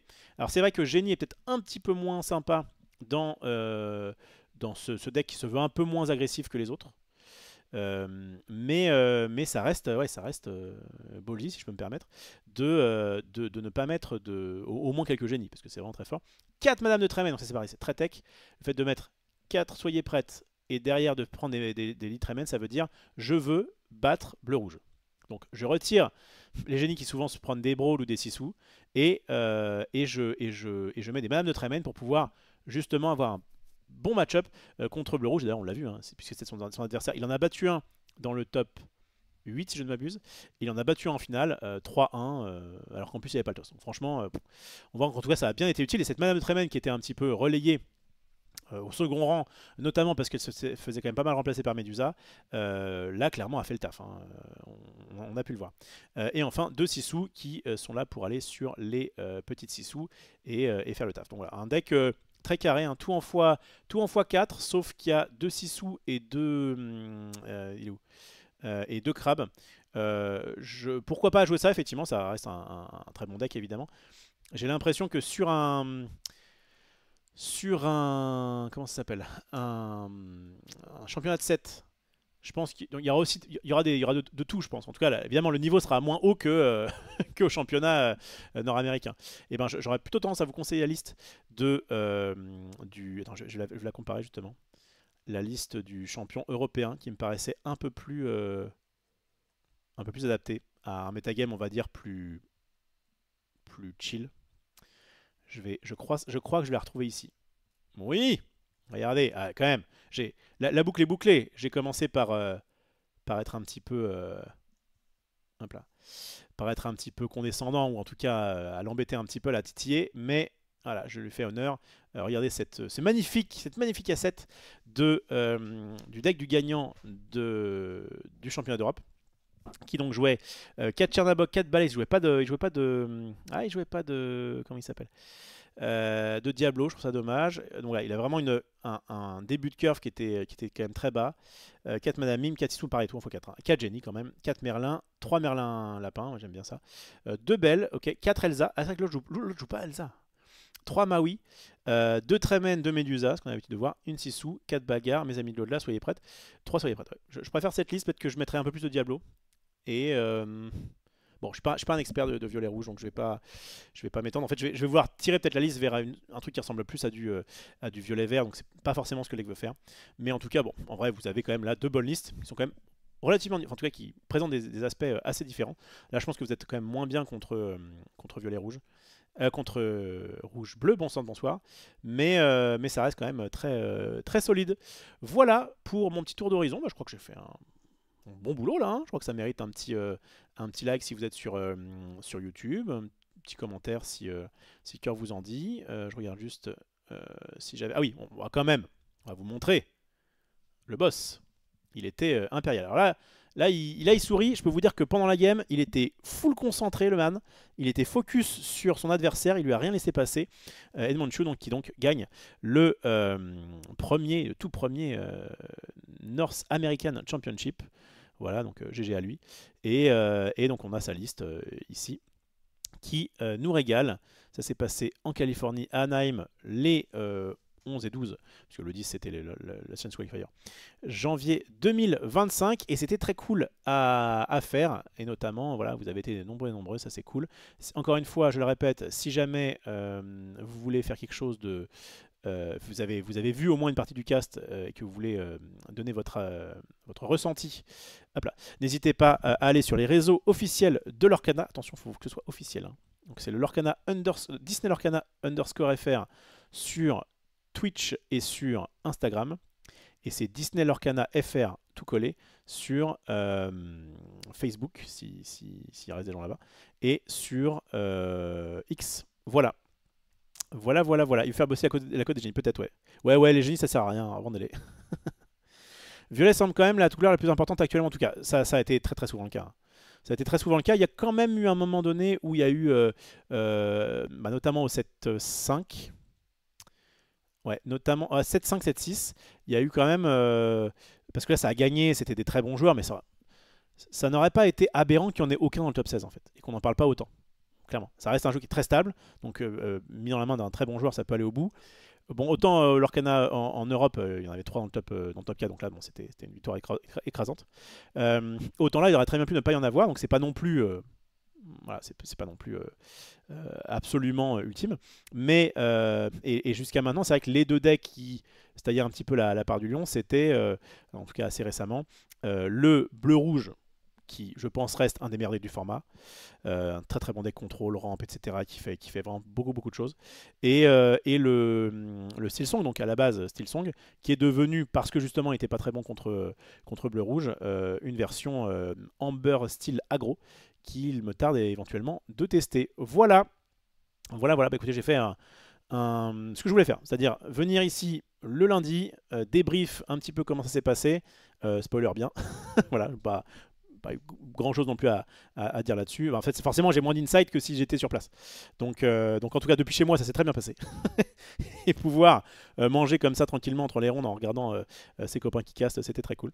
Et puis voilà, donc ça a fait ce petit débrief. Normalement, demain, si je suis là, je vous proposerai du Star Wars, puisque donc j'ai les Planetary Qualifiers ce samedi et je ne sais pas du tout où en est la méta, donc on va regarder un petit peu ça de très près.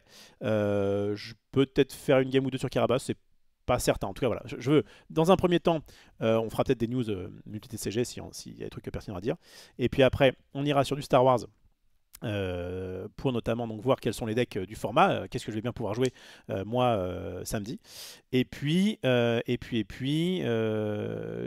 fin de semaine, je risque d'être moins présent. Donc voilà. Si déjà je fais donc aujourd'hui débrief, demain un peu de Star Wars, je serai déjà très content. Et puis après, bah, évidemment, dès que c'est possible, je serai en live, mais ça va être un peu plus compliqué en fin de semaine. Je vous fais des gros bisous à tous et à toutes, évidemment. Et je vous dis peut-être à demain, j'espère. Et voilà, et que vive le TCG, et vive Lorcana, et vive Disney Lorcana, c'est ça qu'il faut dire.